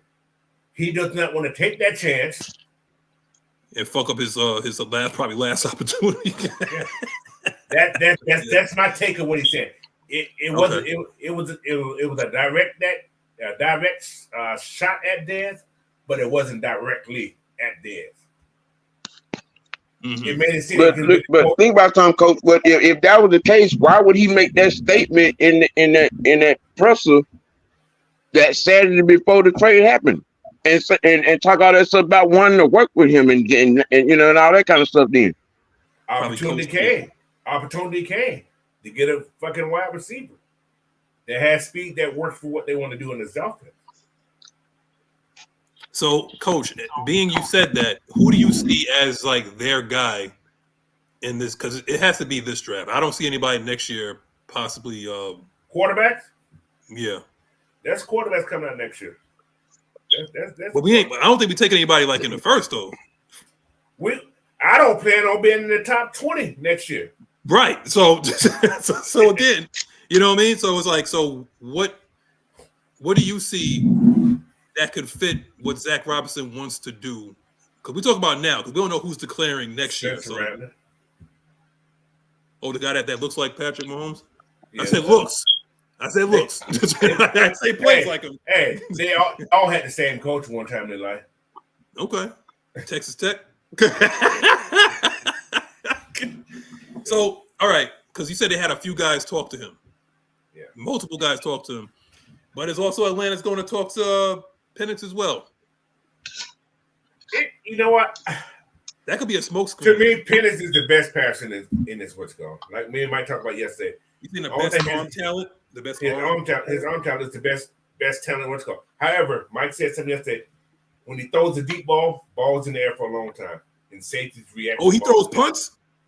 Not punt. That he throws. They're accurate if you got the wide receiver for it. He throws his receivers in stride. He throws them in stride. Coach, we don't need a Chad Page now. But we don't need it. But how many deep balls did you ever see LA throwing deep? They throw what? They don't have the receivers to get. They throw crosses. They do crosses deep ends. They do slants. Right. And back shoulder pads to the edges. Right. He's good at that. Right. So Deion's can say whatever the hell he want to say. I don't want Shedeur coming here after everything that he said. Deion's a great mouthpiece. Too much shit. He talks his kids up. He talks his people up real well. So pretty much we're saying, Coach, Deion pretty much Paul Heyman of college football, huh? No, Deion, yeah. I was thinking about that. He's Paul Heyman of college football. Hell yeah. I love his charisma about his player. I do, but Shedeur is to me, he plays like Caleb Williams to me. I'm just saying. Who's that? Shedeur plays like Caleb Williams. They're two of the same people to me. You know, Shador is doing. I mean, you know, Caleb is doing the best he can to not get drafted at 1. Yeah, now he's going to get pink fingernails and all that stuff. What is going on with this kid? So was your boy from LSU? Oh, Jaden. Yeah, Jaden was the one that put out that photo. He's the one that altered that photo. It looked like he broke his arm in 8 different places. It's just a contusion. He's trying to campaign it. Look, you know I ain't even getting into all that, but Miss PJ said, look, Miss PJ, we know how we feel about Malachi Corley. I already said it. We've been saying it for too long now, and we know where your loyalty lie right there. So if that happens, listen. Only thing this draft is not deep at is linebackers. This is the weakest linebacker draft I've seen in. I'm gonna say football history, but it's been a while. It's terrible. It's been a while, but it also depends on coach. A lot of this, because you know, we always say like don't get involved in the media, right. But the media is the one that drives that. You know, you're strong in this area and you're weak in this area. You know, so who's to say that one of these linebackers don't pop if he goes to like the right, you know, like the right system? Because I don't remember like Devin White or Levante David when they first came out. It was getting like a whole bunch of like it was getting their flowers when they first came out. It took them the time to get, you know, drafted. Like a guy like Bart Scott, you know, a guy like Devondre Campbell, you know, like you could find like these like Bobby Wagner, guys that you could find these gems, get them in your system, and then all of a sudden like they pop. Just like we had Nate Landman. Right. Nate Landman's perfect. That's why I say I trust my Falcons. What's called scouting department.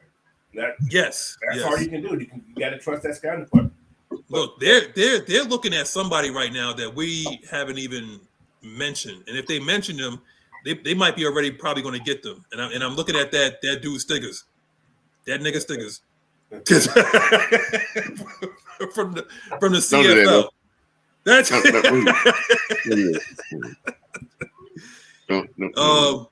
about whatever said. Caleb is the biggest. We can't say the biggest. He ain't even played yet. That porn star guy, he's coming out this shit too. Who's that? Steel Chambers. Oh, you the porn star? Yeah, he's the porn star. It's Lexington Steel, coach. I know, but that's his nephew. Wait, what? That's his nephew. The hell? Steel Chambers. His nephew. That's Lexington Steele's nephew. Manscaped. Be sure to say that. Yep. Once again, make sure you get y'all tickets, man. Come hang out with the crew and bring your folks too. That's straight from the scientists, man. Get y'all tickets for the red and black. And Magnus, make sure your tall ass in the building too. Shit. Don't do that, Nyght Ryder. Yeah, come on. Last time you were here, you came for a cup of coffee and you got the hell on. You need to come and stay down here and kick it with the people, man. Listen, y'all know that I'm not welcome down there. Just ask Blackberry. They hear my accent and they want me to get out of there real quick. Nah, hell no. If that was the case, we would have got rid of everybody else from up there that's down there. They said we don't want you around these parts. That's what the Uber driver told me. Oh, wow. The Uber driver told you a damn lie. That's why he charged me so much goddamn money to get down there, down to the stadium from the airport. Don't cost that much, from what y'all told me. That Ubers, they ridiculous in Atlanta. That shit ridiculous. I'd like to send my condolences to John Collins and his family. What happened to his family? Oh boy, that boy got baptized last week, and he's still in ICU. What? Oh boy. All we going defense. The first 2 picks is we did not trade for Hassan Reddick. Why? Right. Why do everybody want to stop wanting names, man? We want players. I don't care about a damn name no more. That name shit is useless. Players make their names. Somebody who won't play. Yeah. Yeah. Did he win the Super Bowl last year? Nope. Roll. Stop hunting for them big names and look for the big game. Man. Like I said, I trust Terry in this scouting department, man. So I think we're gonna be okay, guys. There'll be somebody we ain't even looking at. Like I said, if we stay at 8, it'll be somebody we never did fucking expect. We're like, what the hell? Who the hell? What the hell? How in the hell? For real. That's what you're gonna have. It's gonna be somebody from Northern Iowa we ain't never heard of before. With Raheem Morris and I'm not worried about the defense, man. Who was kind of sort of instrumental in finding those two guys over there in LA that they found over the last 2 years. Mm-hmm. With him and Terry and Jimmy Lake, I'm trusting their judgment. Exactly. Yeah. I feel good. Whatever they're gonna do. First of all, Terry is a guy that started off as a scout and worked his way up. He has an eye for it. Yeah, he has an eye for it. And if you look at some of the gems, I'm not throwing no shade toward the New Orleans Saints, but check this out. They was able to find guys, and Terry was on that was on that staff, and they was finding. He was the head scouter. He was the head scouter. Yeah. Yeah. Mm-hmm. You know the ones during the Dan Quinn era that we kind of missed on, but they hit on. Just saying. Yeah, even when the Green Goblin was here, that was the general manager. All I'm saying is they went and found T1000 up under a rock somewhere around the corner from Montana. Look, Corey, I need to talk you down from the ledge, brother. Let me talk to you real quick, man. JC went for what, 10 million? Overpaid again. Right. Overpaid and old. Hey, y'all. Can I say one more thing? Yeah. Look at David County's money situation. Every time somebody's paying him almost $10 million, he look like boo boo. When you pay him low, he looks great. I'm just saying. Look at this track record. Just like coach. Isn't that just like his one highlight from college against South Carolina? Hey, he hasn't had a tackle like that since. Nope. When he started playing with grown men with mortgages, nope. He'll be hurt anyway. He's in Carolina, right? Yeah, he went Carolina. He'll be hurt. Listen, he's at home. Look, Jadeveon Clowney, he was on the Ravens last year, right? Yeah. Anybody can look good in that defense. That dude Matabuki, what's his name? Matabuki. He got paid off that defense. Like I just proved my point there, Corey. He was playing for a contract. He was only making 4.8 last year. Maybe $5 million last year. I'm not saying that he's terrible. Nope. Well, first of all, if you say that JC is terrible, he's not terrible. Okay, he does what he's supposed to do, but he goes to systems specifically that has guys around him. Because if he's the guy, if he's the alpha, he's not getting those numbers. He's not. That's all I'm saying, Corey Brown. I'm not saying you're wrong. But what I'm saying is, like, if I had a choice as a free agent, I want to play with a bunch of guys that could, that I don't have to get double team or triple team. Because I guarantee you, if Grady Jarrett played next to Chris Jones, Grady Jarrett is going to have an overinflated numbers, right? But being the fact that Grady Jarrett plays on a D line and he doesn't necessarily have some help until this year, this is what happens. Okay, that's all I'm saying. That's it, plain and simple. So. Anyway, Coach, anything you want to say about JC? And I ain't talking about Jesus Christ. I know it is Easter. Are you talking about John Collins? David Clowney, John Collins, Jesus Christ. No. Well, they say he was known. I'm gonna leave that alone. Don't do that, Coach. I ain't gonna say that. Anyway, hey, he's not a bad player, but he's not that guy that you guys seen in that highlight. He hasn't shown me that. Mm-hmm. I think he's been overpaid because every year he's injured somewhere. Like he got $10 million. He gonna be injured. I'm just saying. Oh, Coach, don't worry. It's up to $10 million. He has to hit his incentives. Oh, well, he gonna get that deal. He gonna get that deal. Look, he's in Carolina, guys. Yeah. Who he has in Carolina? He still has Derek Brown. He got Derek Brown. He may get. They have to run him off of Derek Brown though. Yeah. Because he's not going to get Brian Burns type of numbers though. Yeah. He's just not that guy. You know, he's like what 32? About to be 32. What has he done against Atlanta in his career? JC? Yeah. I don't know. None. Yeah. So we said, so what y'all saying, we're going pass rush and first and second because we didn't go hard in the paint with pass rush and because we had no money to. That was the thing. We didn't have no money to. We had what, $6 million right now.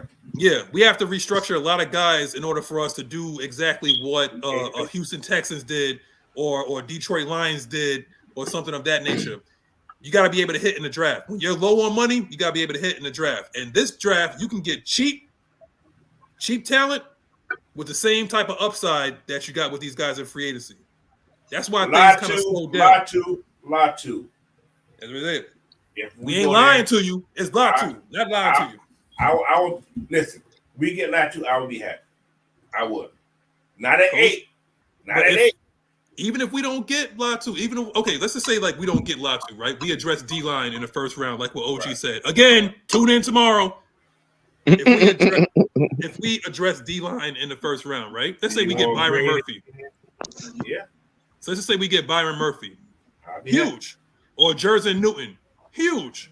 Yeah. Or some of that, right? What if you can get a Chop Robinson in the second? Dallas Turner is going to drop, and it's not because of his talent. It's because like this draft is so offensive heavy, and a lot of teams need offensive talent. You might see a lot of those edge rushers don't start coming off the board until like the 20s. Do not be surprised in that. So what y'all think about that?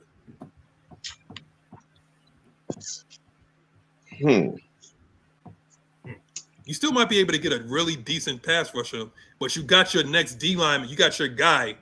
Chop's going in the 20s. That's what I'm saying. Chop's going in the 20s. But Turner's going to be first before him. So he's going to be in the 20s as well. If not the late teens. Coach, bring up the draft order, coach. Bring up the draft. You know I keep it here. Yeah. All right, this is what we got after Atlanta, right? Okay. You got Chicago coming up again. The Jets go tear. Minnesota needs a quarterback. Denver needs a quarterback. Mm-hmm. LA Raiders. I'm sorry, Las Vegas Raiders. They need a quarterback. They need a quarterback too, shit. Right. But they might go corner. They might. I don't know. They may. But they need, somebody real corner. Fast. They may go wide receiver. Worthy. Yeah. New Orleans Saints, they need help somewhere everywhere. They might go edge. They may go wide receiver. You think so? Ain't no when they got Olave. They got Olave. They got Olave, right? Yeah, Olave and what's called. They may go edge. They may go edge. Because they lost. I think they lost Davenport, and then Cam is getting old as hell right now. Right. Yeah, that's fine. Not that Davenport still in the Orleans. Davenport still in the Orleans? He's not. Yeah, I thought he was gone. Okay, yeah, okay. Indianapolis probably go O-line. They got to protect their young boy. They might go receiver, coach. If one of those guys drop. Pittman re-signed though. How much I paid? Oh, he did? Oh, okay. Hey, Pittman re-signed. Okay. So I think they go O-line. I think. Okay. Seattle's up and down. They can go anywhere. It would surprise me. Seattle takes a quarterback. Who they got behind? They got Sam Howell, right? They traded for Sam Howell. They got Sam Howell. Sam Howell may be the starter. Yeah, I think they don't have to go quarterback. They can go BPA. They go best player available, which is probably they can go lineman because their lineman sucks. Like their O line is garbage. They don't have two first round old tackles. But I think they could go JPJ there. But then again, think about it. They got a new head coach there now. They got to give him. Oh, they got McDonald. Yeah, they got McDonald there now. He's a defensive mind, so they may go defense too. But where? Who knows? They probably could go D-line. Possible. Or they may see those guys like that playing that 3. Think about it. 3-4 defense. Sweat, they probably go get somebody like a Sweat in the first round, maybe. He may right. He may because he's a 3-4 guy. He needs a guy like that. They know that. So that then okay. You got, so okay. Then you got Jacksonville, best player available. Jacksonville. O lineman maybe.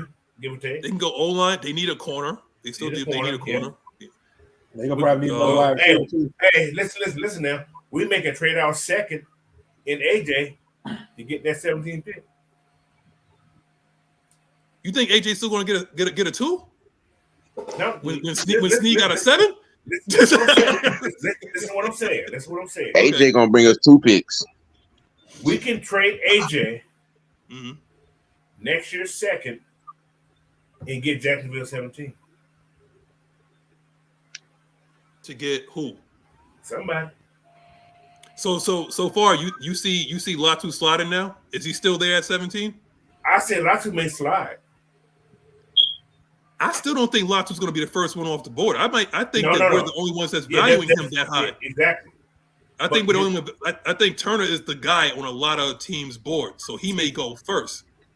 And then again, Jacksonville, if Jacksonville stay there, they would get somebody like a Turner.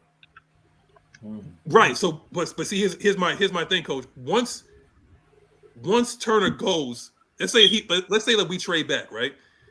Once Turner's off the board, at that point you have to pounce and go get Latu. I think you have to trade back. Depending on where you trade back at. Depending on what you're really trying to do. Listen, the Falcons may trade back to past 20. That's a chance they may trade back to past 20 with somebody. They may see exactly when those edge guys is going to start going off the board and probably trade right in there. Yeah. And still get your guy. But if let's just say that somebody takes Latu, right? Mm-hmm. You still could take like whoever their second guy is. It could be Chop. It could be Jonah. Honestly, it could be Jonah. It could be Verse. It could be a lot of guys that's there. That's why I said let's not get caught up in like 1, 2, 3, or 4 guys. It's like let's do our education and get even further than that, like your Braylon Trice or somebody of that nature, or somebody to go raw. Because guess what Raheem Morris did last year? That dude, what was his name? Byron Murphy, that linebacker. Yeah. Brian Murphy, that linebacker, and Kobe Turner, both accounted for like over 15 sacks between them. I think it was almost 20 between both of them. Yeah. And they go like 5th round picks, right? They was pretty late. Thank you. That's why I say if you heard what he said, like I said, you heard what he said. He said, I can find. He said, like guys like Turner, I can find. He said, we can find those guys anywhere in the draft. You know what, Coach? Let me address my guy right here. Okay, let me address my guy right here. All right, Corey Brown. I think you might have missed it earlier. Okay, I'll make this real clear. The reason why is because Latu comes with tools in his tool chest already. He's ready now. What you're drafting Turner or like Verse has power. He's a power game, right? So if you're complaining about Tack McKinley using power, Verse is like that. Okay, you just have to train him for his finesse game as well. Turner has a low like a high ceiling, low floor. The thing is, Latu is older. He comes with a higher floor and a lower ceiling, meaning that he's ready right now. Like right now. There's not much to train with him. And it's the same thing with Chop. If you look at their tape, Latu and Chop's just faster. That's all it is. Like his first step is ridiculous. But he comes with, like I said, A move, B move, and C move. He comes with the package, right? Manscaped. So he I hope they got package. Yeah.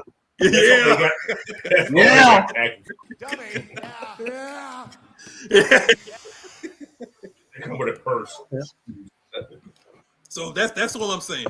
That's all I'm saying. So as of right now, all we know is those guys. When you're looking at edge, those guys, because when you hear ESPN, you hear these guys from Pro Football Focus. When they talk about Turner, they talk about his athleticism. When they talk about Latu, they talk about his moves. Listen to what they're saying, okay? When they have like these interviews and what they're talking about it. Who do you want? And I'm gonna ask the comment section 139 of y'all in here, man. If you had to build your perfect pass rusher, because we was talking about that earlier, those that was in here early. When you talk about the GOATs, was it their athleticism or was it their moves that made them that great and made them sustain that success over time? Okay? Who would you want if you're drafting a team right now?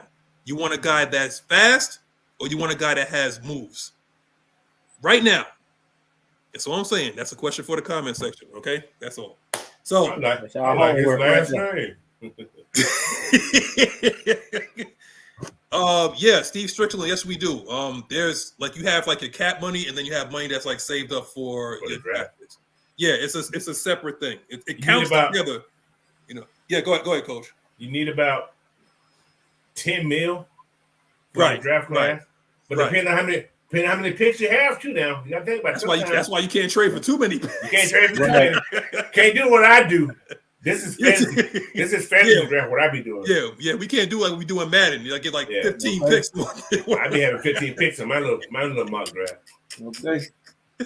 Yeah. See. Yeah. My guy gets it. Latu has a better mental grasp of the game. See, right now. Yeah. You got to realize also, guys, we lost 21 players last year, right? Yep. Yes. Yep. So we got 22 slots to fill. Yeah, we had some slots. And so far we were 1, 2, 3. Seven transactions this year. So now we're down to 14, 15 players we need to put on this staff. Mm-hmm. So, and also you gotta think about it. To help some of y'all understand, we ain't got Philip Small money. We got discount mall on Old National money. That probably got Metro Tree. Listen, we got to wait on the first of the month to get to pay people. Right. Don't do that, Coach. Don't do that, Coach. So tomorrow, and then wait for the 15th to come to add them food stamps in. Okay. I need some food stamps. Y'all know I need food stamps too, Coach. What are you talking about? Listen, I just found out we can you can use food stamps on the base. I did not know that. Let me tell you something, man. This portion of the show is brought to you by the welfare. You know, we all need it. Sure, I did not know they can use stamps. What is it? Jimmy JDS. What's up, man? I didn't even think I acknowledged you, man. What's up, brother? He said if Jimmy Lake has a say, Latu will be the pick. Obviously, there's a link there. Exactly. So yeah. But again, why everybody keeps saying that, and even like Clay keeps saying that, is because he comes ready. Like when you look at the film, like he comes ready. The athleticism, like Latu doesn't pop the way Turner does. He doesn't leap off your screen the way Turner does. But again, if you trade back and somebody was to take Latu, Chop Robinson is not a step down. He gives you what Turner could be if he had the moves right now. Mm-hmm. That's the thing about a guy whose name is freaking Chop. His name is Chop Robinson. Chopped your hands the fuck off. Karate chop. But you know what's funny though, Coach? Latu's go-to move is the chop. Mm-hmm. It's funny, like they do the same type of moves. It's just chop is look like they've been training with old boy from Atlanta. That's what it look like. Talk about Chuck Smith. That's what they've been training with. Hey, listen. Like I said, like it can happen, like him, and you pair him with AK. But again, we have to address the D line. So if we was to address the D line with our first pick, don't go down Atlanta and ready to burn the stadium to the ground. There's a plan in place, because I like what OG said, where you could have where if you address the D line with your first pick, ain't nothing wrong with that. Infuse some youth on that D line for someone to push the pocket so those quarterbacks ain't got nowhere to step up, and let AK do damage. Penn State. Thank you. Well, we all know what school Chop Robinson went to. We all know where he went to. It's a coincidence. Yeah. Coincidence. What you say, Black? That's why I hate Black people. Anyway, we said physically, I need a good first step and good execution. That's Chop. That's Chop right now. He does. He has the fastest. He's the second fastest guy out there for me, but he has the first step. Yes. The fastest guy out there is nobody's talking about. He's a young kid that played at Clemson. Is Xavier Thomas. Check him out. He's fast. Hey, listen. Hey, coach, don't be surprised if we don't take a Braylon Trice later. Mm-hmm. If Jimmy Lake coached him. But I'm telling y'all, I got one guy. My guy. Who's your guy, coach? Who's your guy, coach? Mr. Jackson from Washington State. Go check him out. Listen, God, we can get this guy in the 5th round, man. Coaches for real. Nobody's talking about it. I'm trying to keep it quiet for no other teams don't go talk about it. But Brendan Jackson, coach, you know the ops is watching this channel because the numbers just went up. The ops is watching this channel. They watching one. Yes. You mean to tell me 149 people's watching on Easter Sunday? Did y'all just get out of church or you're the ops? I know you. Hey, see, two of them look. They just told on themselves right there. See right here. You see his name? You see his name right here? Who's that peeking in the window? Nah. That is Vic Beasley right here. No, man. But I'm tired of Penn State guys. I ain't gonna lie to you, though. Coach, you just gave somebody from Penn State his flowers, man. The guy with the long arms. I ain't mentioned his name. Ogundeji. Don't you do that, coach. He's already here. I ain't saying gonna get no more. But people, a lot of people sleeping on Isaac today. Shame what they did to that dog. But there's a lot of people sleeping on Isaac too. Here from Penn State. A lot of people sleeping like that too. He's another good guy. So, but hey man, this draft is deep. His coach's guy is you said McKinley Jackson from Mississippi. Big guy. Yeah, McKinley Jackson. I like McKinley Jackson. Now, coach, you know who my guys are. I've been banging the table for just like what Miss PJ said. Malachi. Oh, Malachi. No, Newton. You know ain't no Newton, coach. It's Malachi Corley. Okay, it's Mason Smith. All right, I like Mason. I'm just talking about upside, what he could be, and who's that other guy I was talking about? Oh, Stiggers. My stick. We ain't talking about your cousins. Don't do that. Don't do that, Nyght. Don't do that. There's 148. Hey, OG, there's 148 Stiggers in the chat right now. You know, that's right. Hey, blame Bill. Don't talk about Clay like that. Blame my dog. Don't talk about Clay. What? Wait, listen. So what this Stigger Corey Brown said? This Stigger Corey said. So why would he want Latu then? Clay Melton. I thought he coached Latu. The reason why old boy said he wouldn't want him. He did coach Latu at Washington State, at Washington University of Washington. Here we go. Here we go, coach. Good question right here. Hell yeah. He's built for it. He's like what, 6'5", about 280? He's a big boy. He's not a Hey man, let me tell you something. I thoroughly enjoyed watching him play toward the end of the season. Yeah, he came. I seen flashes. He came in, yeah. But Calais has had a big hand in that, because exactly. They was studying together. And y'all don't listen. Don't count out the big man comeback. The way Raheem was talking about, like what's called just ain't gonna be. He's coming back. They just wait to see where this draft class goes. Wait, and that's gonna be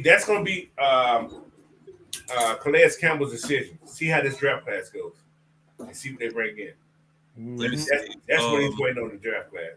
Wait a minute. Blackberry said we're sleeping on Peyton Wilson out of NC State. Linebacker. I know he's a linebacker. He's just fast. He's fast.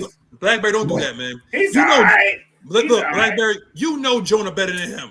You know Jonah better than Peyton. Don't you start that, Blackberry. Peyton's a middle linebacker, though. He's more like a middle linebacker. Right. Yeah. He's fast. Fast. But if we talk about a Mike, I like Junior. Cause he's not going to start. Like Peyton Wilson's not going to start. You got Landman, you got Troy, you got Caden. That's probably my Mike. Caden may be moved though. Caden may just go to an edge. That's why I say, don't surprise me. Y'all see Caden going to the edge. I'm just saying. Carter. That's what Kate Ellis was when we picked him up from the Saints. What the outside linebacker? That's what he was. Yeah, He was playing out of position. Yeah. But with the injuries and all, as versatile as he is, it was easy to move him over there. Right. But don't sleep on us picking up that Jeremiah kid too. Who? Jeremiah. Who's that? Trotter's son. Don't do that, Coach. I'm just saying. No, Coach. That dude is slower than Mondays, man. Don't do that, Coach. Don't do it. You talk about slower than Mondays, man. 4.6. Wow. Coach. 230. That was in his drawers, Coach. That was in his drawers. He may have used the bathroom. I don't know. Well, y'all. Don't tell me he ran no 4.6 in his drawers, Coach. I'm looking at his tape. I don't see it. I don't see the speed. I don't see 4.6. You see 4.6 when you see him? Maybe it passed too heavy.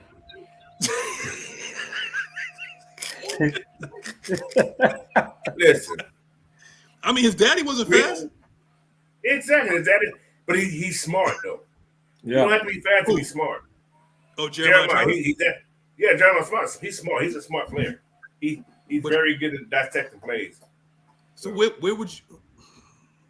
You know how I feel about guys from Clemson outside of Grady. Yeah. You got AJ. Don't do that, Coach. I'm just saying. You did that bad. You made it seem like AJ was just terrible, man. Come on, bro. You know what? This nigga Nyght Ryder is getting on my nerves, man. Oh, speaker, please. But, hey, we had Big Beezy. Don't, Coach. Don't. Wasn't deep? He led them leads and said, "Well, he deep in the player of the year." Did they get deep in the player of the year? Right? He was defensive. Was he? Was he deep in the player of the year? Yeah, he had 17 sacks and then he just fell off the damn face of the earth just like a bald headed ass coach. But could it just been his coach? Could that just been the coach's problem on Big? They didn't make him do. But he didn't pop anywhere else. Like Duke Riley. They tried to put the man. He's not a cover linebacker. They tried to have the man covered. That ain't his fault. He never covered a call. Why you gonna keep putting the man in the fucking cover? Hell no, you right about that, boy. Duke Riley couldn't put that man in there. Then they tried to stand him up. Look, they tried to stand. Listen, hold on. They tried to stand the man up. He couldn't cover a twin side bed with a king size sheet, bro. Oh my God! I want you guys to go back and look at Big Beezy when his hand was in the dirt. He was unstoppable. When they tried to stand him up, he didn't know what to do. Coach, because they put him in coverage though. I mean, that's the problem. Just like strictly just rushing the passer. That's what he does. That's what he did. The man was tired. The man running 50 yards down the field talking about, go get the quarterback. It's too late. But see, Coach, but that's why we went and drafted somebody that said, I'm going to go get the quarterback. And we said. Now, okay, I'm going to put this question together. I'm going to say this also. Yeah. If the Falcons was to draft Turner, just listen to what you say. Okay. He's just going to be a situational guy. Like we got AK. We already got that in AK. Exactly. We got that already. So we're going to be having that Mercedes-Benz package. Go get the quarterback. Yeah. Just like Robert Mathis and Dwight Freeney. Right. You're going to have a Grady and Nyght in the middle, and you're going to have those two fast guys on the outside. You're going to have for instance, just an example, Turner and Ahmed Katie. What is it? The NASCAR package? Yeah, the NASCAR package, yeah. Cars. They go that zoom. They're going to run in the game. Zoom. Get the quarterback. Well, so that's what I say. Okay. Well, what you know about Xenon? Zoom. I remember that commercial, man. Yeah. Commercial, yeah. That's a whole movie. I know. Disney. He said Disney. We got a question. That song that Nyght Ryder singing.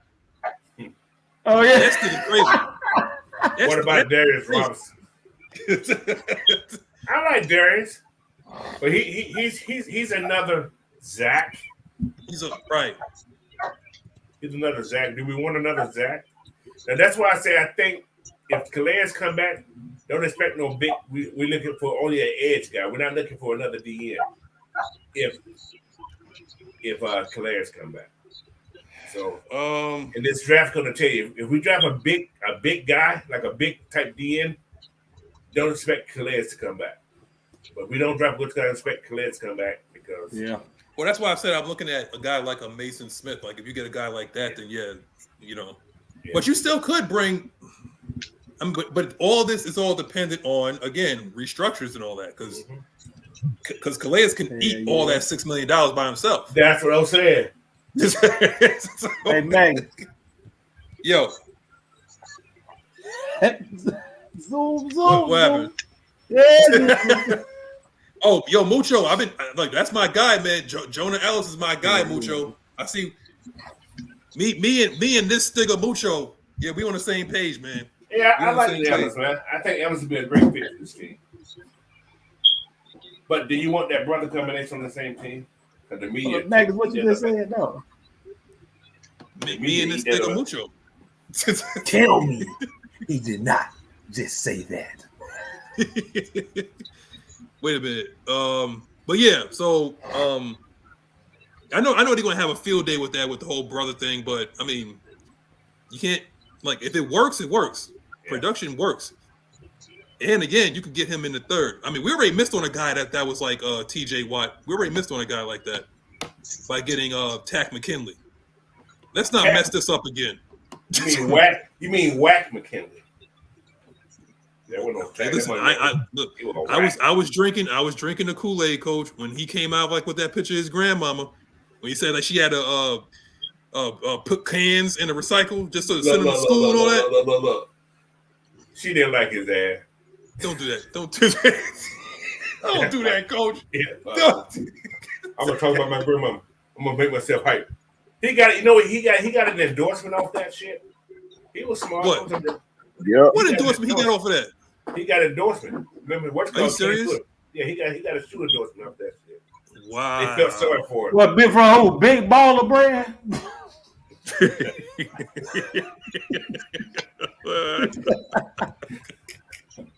They went to the same school. Oh, they went to the same school. They were the original. Hold on. Scotty said Missouri Tigers players stay hurt and injured, can't stay healthy. Just ask more and whether don't talk about Spoon. Don't say nothing about no damn Missouri. Missouri ain't been relevant since Michael Sam was there. Whoa. They ain't been relevant since Michael Sam was there. Let me tell you something. Michael Sam was a good ass football player. He just he was a college player. If he you know what this, I'm telling y'all something. If he never came out, if he would have never came out, Michael Sam would have been. If that might have been part of it too. If he didn't, after that, he didn't get a fair opportunity. But he didn't. If he never came out, he would have been a first round pick. I'm gonna let you know that too. I mean, he was what was he like? Was he defensive player of the year when he was the top defensive player in college football. Yeah. All right, but then he felt the urge to say he was.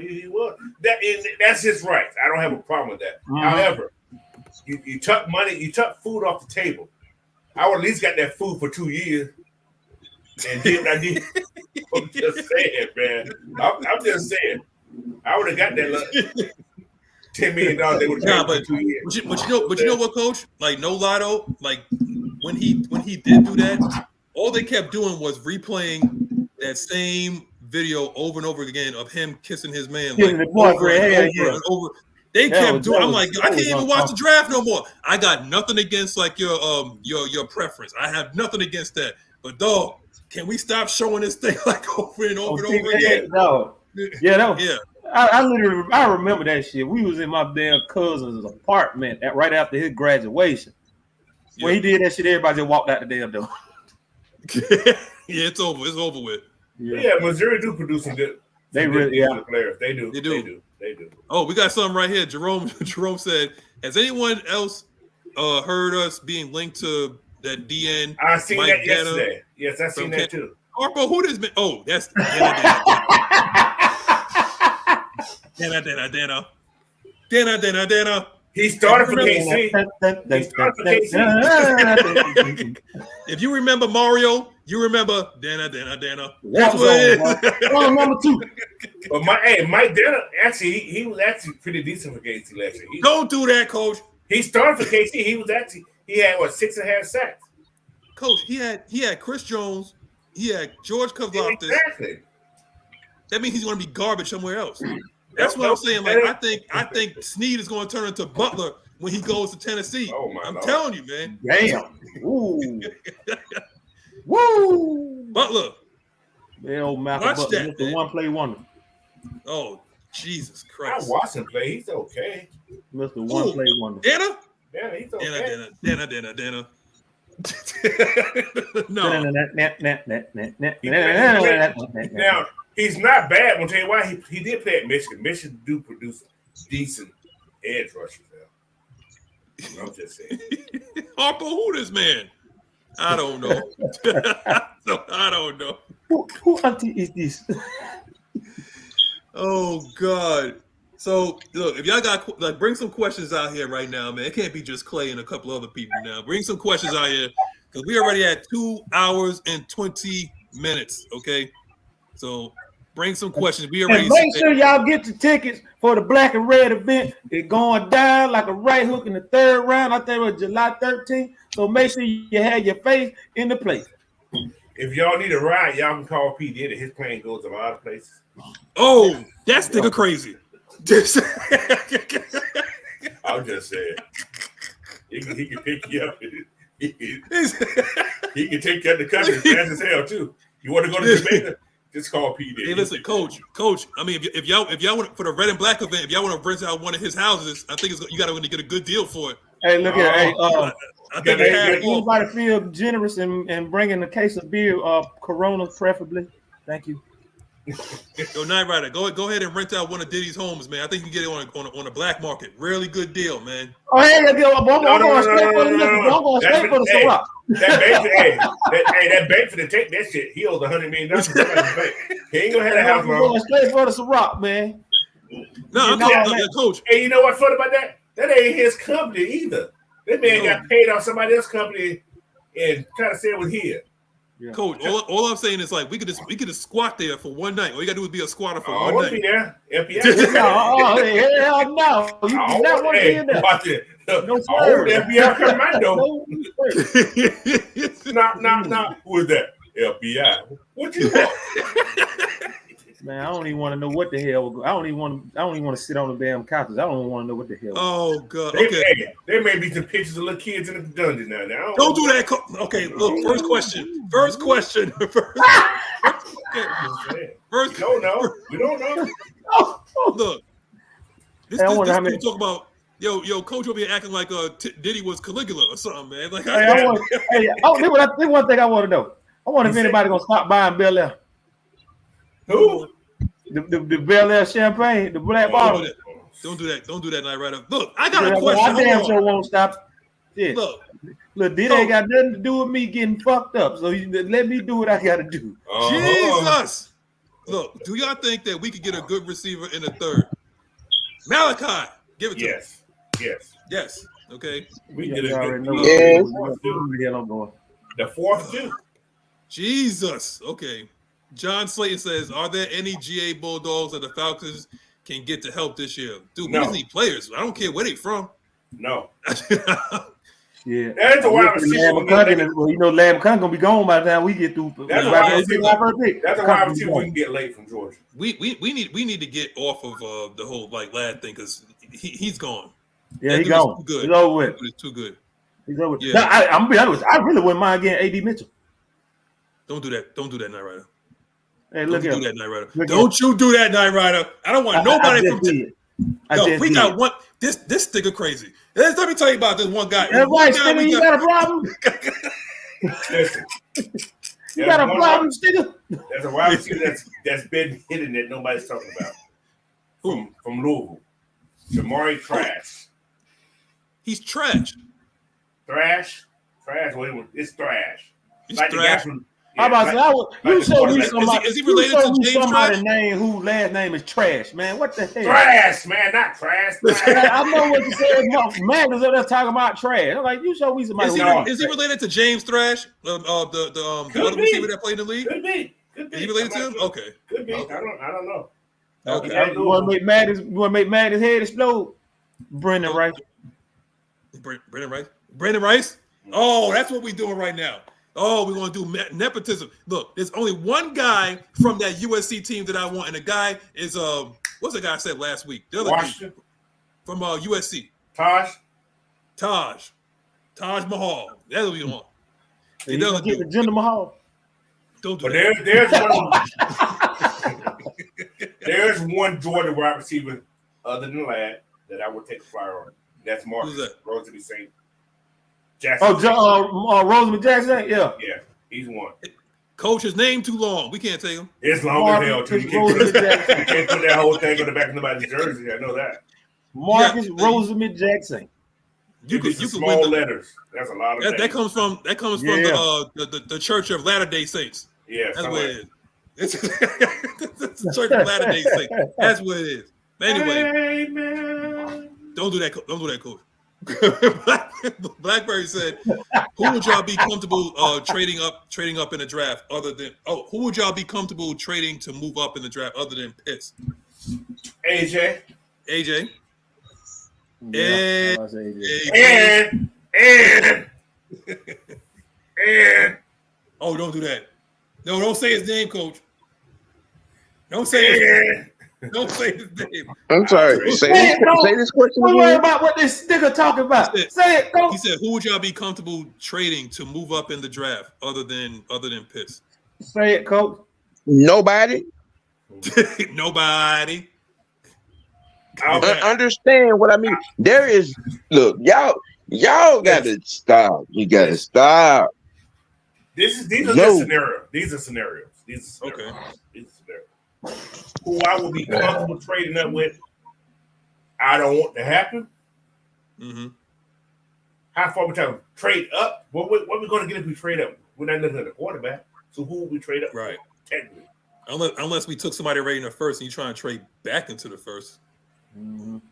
True. Now, who I would give up? Like I said, don't want to. But I think Tyler Algier. I figured you were gonna say that. I thought about that too. I did. I thought about that situation though. What did the Rams do? The Rams had a power one running back formation. They used one guy majority of the time. Tyler's a great addition. I don't want Tyler to go. I'm not saying that. Yeah, no. But Tyler Algier is the person that I think we can go back to the first round to get somebody to trade up with. That's just it. So, they looking at that kid from Troy. Was it Vildor or something like that? There's some running backs out there now. Yeah. Like I said, I just don't think they'll give you the I would same take a flyer late to go get somebody like a Kendall Milton.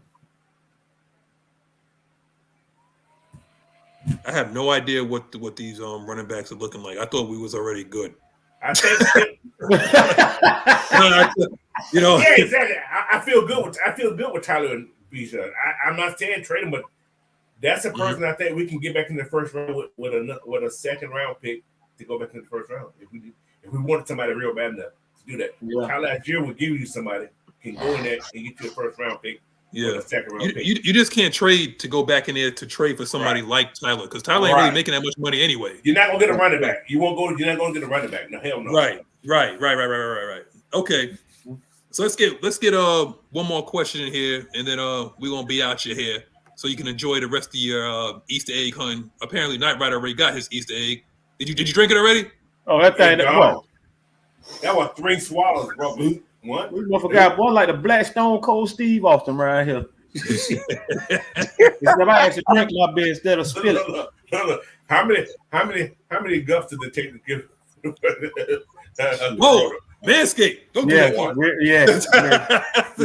Don't do that. Go. Yeah, very. Yeah. A 1, hey, 2, hey, a 1, a 2, a 3. Hey, the police is looking for Rasheed Rice. Yeah, the police is looking for it.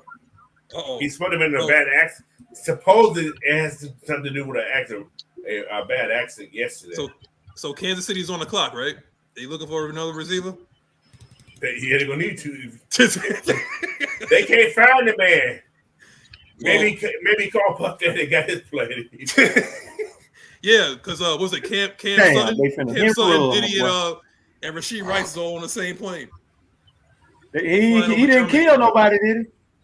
They haven't disclosed that, so it ain't something good.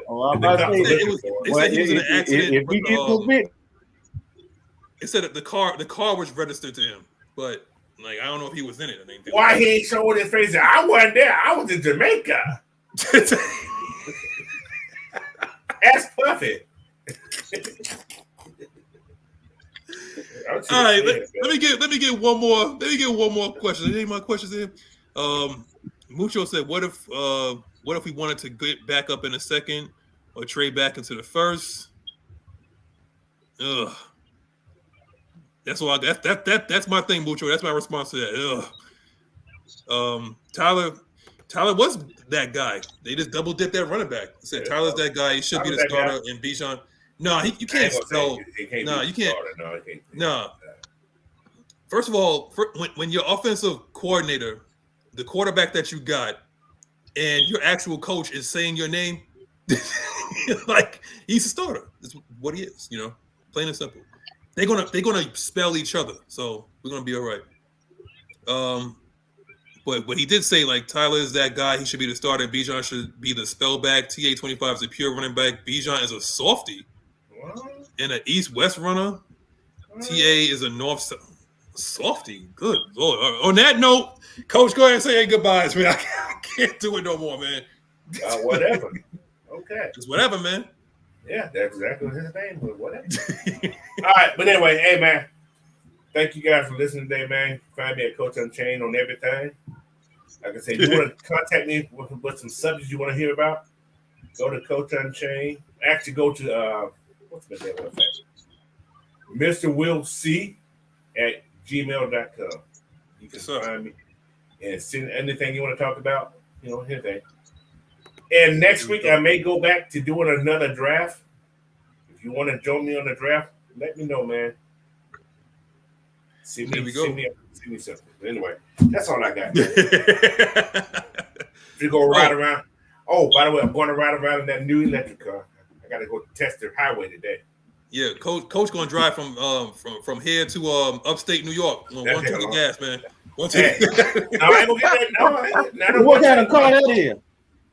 He got an EV. It ain't gonna be no one tank. He got a what you call it? I ain't gonna spend $50 every time, $50 to $60 when I fill up no more. I know that for. So, Coach, are you saying that the prizes that the people gonna be winning from you is gonna go up? Good. Hey, listen, I don't pay for maintenance. I got a maintenance package. Ain't no all. I ain't working on all changes no more. You know what, Coach? Coach out here is starting off. You know what? We're gonna end the show right after this freaking question right here. The Coach don't know how to act ever since he got that electric car. He don't know how to act. What? I missed my $300. I did. Coach got that electric car. We said I would have bought one. What day for yesterday? Coach. He said, "Who that you think will still be here and has the most to prove?" Ooh, as a player, as what? At what position though? Don't matter. Oh. Richie's up there. Reggie's up there. Troy is up there. Oh, yeah, Rich up there. I think why is Troy up there? I'm gonna tell you. This bounce back. It's the bounce back. I know damn well. I know that much. I'm just saying the bounce back. I ain't saying he trashed. I'm saying the bounce back. That's I'm gonna say Ogundeji. I'm gonna say Ogundeji. Coach, what is you with Ogundeji today? The man was hurt, man. Coach, you know what? I'm ending the OG. You got something to say? Because I'm ending the show because Coach said Ogundeji. Coach said Ogundeji about 4 more times. Listen, y'all keep talking about these PSA people. We got 2 on the team. I gotta give a chance. Coach, you know exactly how to aggravate me. You talk about Prince Shimbo, then you want to talk about Ogundeji. You got it. If he did kick the dog, he would have been okay. I'm just saying, guys. Listen. Let me just say this one thing. Oh my God. Let me say this. When Prince Shimbo played, he was a decent linebacker. To be honest. Yeah, but then he kicked that dog. He should have been a kicker. His career was over. Coach, don't kick a dog if you play. Don't kick a dog if you play professional football. Damn shame. Coach, you just mentioned two guys that got wouldn't even no water in that damn ball. I saw that shit. Say what now? There wasn't even no damn water in that bottle. It was just a little bit. It was swallowed. So now I'm drinking. You said you named two guys that got long arms, Prince Shimbo and Ogundeji, but you don't like Marlon Davidson, who had long arms too. But man, I can hit a man. Wow. I'm good with Marlon Davis, man. That boy, he disappointed me. You know, OG, say your goodbyes, man, because we're talking about guys with long arms now, and that's it. I can't do it no more, man. Go ahead. All right. It's your boy OG Sam. Y'all know what I do. You know what I'm saying? Monday, Tuesday, Wednesday. Yes, sir. Man, Monday with OG. You know what I'm saying? Realest OG with Big Truth and Wicked Win Sports T. You know, tune in, like, share, subscribe, share it out. You know what I'm saying? You know, subscribe to my channel. I need, 56 more to get to 200. There you go. Right, so tune in, tune in tomorrow. See, Blackberry talking about Coach who has little hands. You know who got little hands, Blackberry. God, I hate him. But he knows who got little hands. Nyght, go ahead and say your goodbyes, man. Hey, man. Check this out, man. Ladies and gentlemen, boys and girls, children of all ages. Man, it's your boy Ryder right here, checking in live from the Thunderdome. About to get ready to drink a beer, drink another beer, 3 beers, 4 beers, 5 beers, 6 beers, 7 beers, 8 beers, 9 beers, 10 beers, and a Bloody Mary. Y'all make sure y'all check your boy out, man. Y'all follow me on all social media, man. At NyghtRider229 on IG, at NyghtRider229 on X. It's still Twitter to me, damn it, but who cares? Also, y'all find me on TikTok, man, at NyghtRider229. Snapchat at NyghtRiderFDU. Look, man, last day to vote is today for the UATL Raps Awards, man. If you ain't voted, go vote. Page 2. Y'all also check me out. Y'all also check me out on Good Shape University podcast, man. I think we're doing that tonight. So we're gonna do the music review tonight and all of that. But hey, another show on the books, man. Can't complain about that shit. Now it's time for me to go to the damn park, and it's time for me to try to get at some of the aunties out there, because I know they bringing the children out there to hunt the Easter eggs. So yeah, God. This nigga a predator. I said the aunties. So, auntie, don't you try me like that, boy. Man, you gonna make me kick you dead square in your shin. You preying on these aunties. You need to stop that, man. Miss PJ, somebody talk to this dude. They gotta be pouring it over for me. Don't do that. Don't do that, Nyght Ryder. I told you going to feel some eggs. Hey, I take the lowest I go with 30. That's it. Oh my God. What? 30 and up. That's it. I'm right. Nyght Ryder. You know Nyght Ryder got kids in the DR. No, the hell I damn don't you do that, Skip. Not today, Skip. See, boy, my grandmama always told me, if you don't know how to get to Sesame Street, I'm gonna show your ass how to get there. Whoa. You know what? Okay. Anyway, can somebody tell me, like, how is BlackBerry texting so much and he driving a truck? That's all I need to know. Is like if he's probably using voice commands, man. That's nasty. Like Marvin. But if you see a truck that's swerving on the road, get out the way. It's probably BlackBerry driving. But anyway, there's my information at the bottom. We're about to get out of here because I got to get back on dad mode. And appreciate all y'all. 2 hours, 37 minutes. Coach Strong pissed me off by saying 2 African guys with long arms that can't play. So I'm going to leave on that note. Hey, shit. What's going on? No African? What he wasn't, I don't think. Was shit more African? He was African. That man, Prince Shimbo. His name Shimbo. He's African. Shimbo. What American man you know named Shimbo? And Prince, outside of the man, outside of Prince. I think he was from Brazil. Don't do that, Coach. I think he was from Brazil though. Hold on, we finna look this up right now before we get ready to go. Hold on, wait a minute. From? I know he played at Notre Dame. Yeah, he was smart. He was smart. What a French man. Yeah, he's only because of that damn dog. Terrible. That dog shouldn't have gotten in the way. Shouldn't try to bite his name. No, this thing about whatever getting on my nerves. Oh, y'all still is funny as hell. Let me see where he's from. Shimbo. He is from. He ain't got no country. See that? You see that? Nothing on record. He was born in North Carolina, man. Don't do that, Coach. He was. He was all American. You know what? I can't do it no more. I'm all shimboed out. Okay, I got it right here, Coach. Yeah. It says I just had it. It said I think it said dad immigrated. Okay, his father Maurice Shimbo immigrated to the U.S. from the Democratic Republic of Congo in 1980. Congo. That don't mean he's African. He was born in America. He's American. His sister Christelle Shimbo was a forward for Wake Forest University. I did not know that. Oh man, you see that? You know what? I'm out of here, man. Look at his stats, man. Look at this man's stats. What stats? The eye test. Just like what Skip Bayless says. What the eye test told you, Coach? His stats says that he was a tackler. Yo, lady, y'all. He made to tackle that damn dog too, then. Don't do that. You know what? Bye, y'all. We out of here. Don't bite the dog.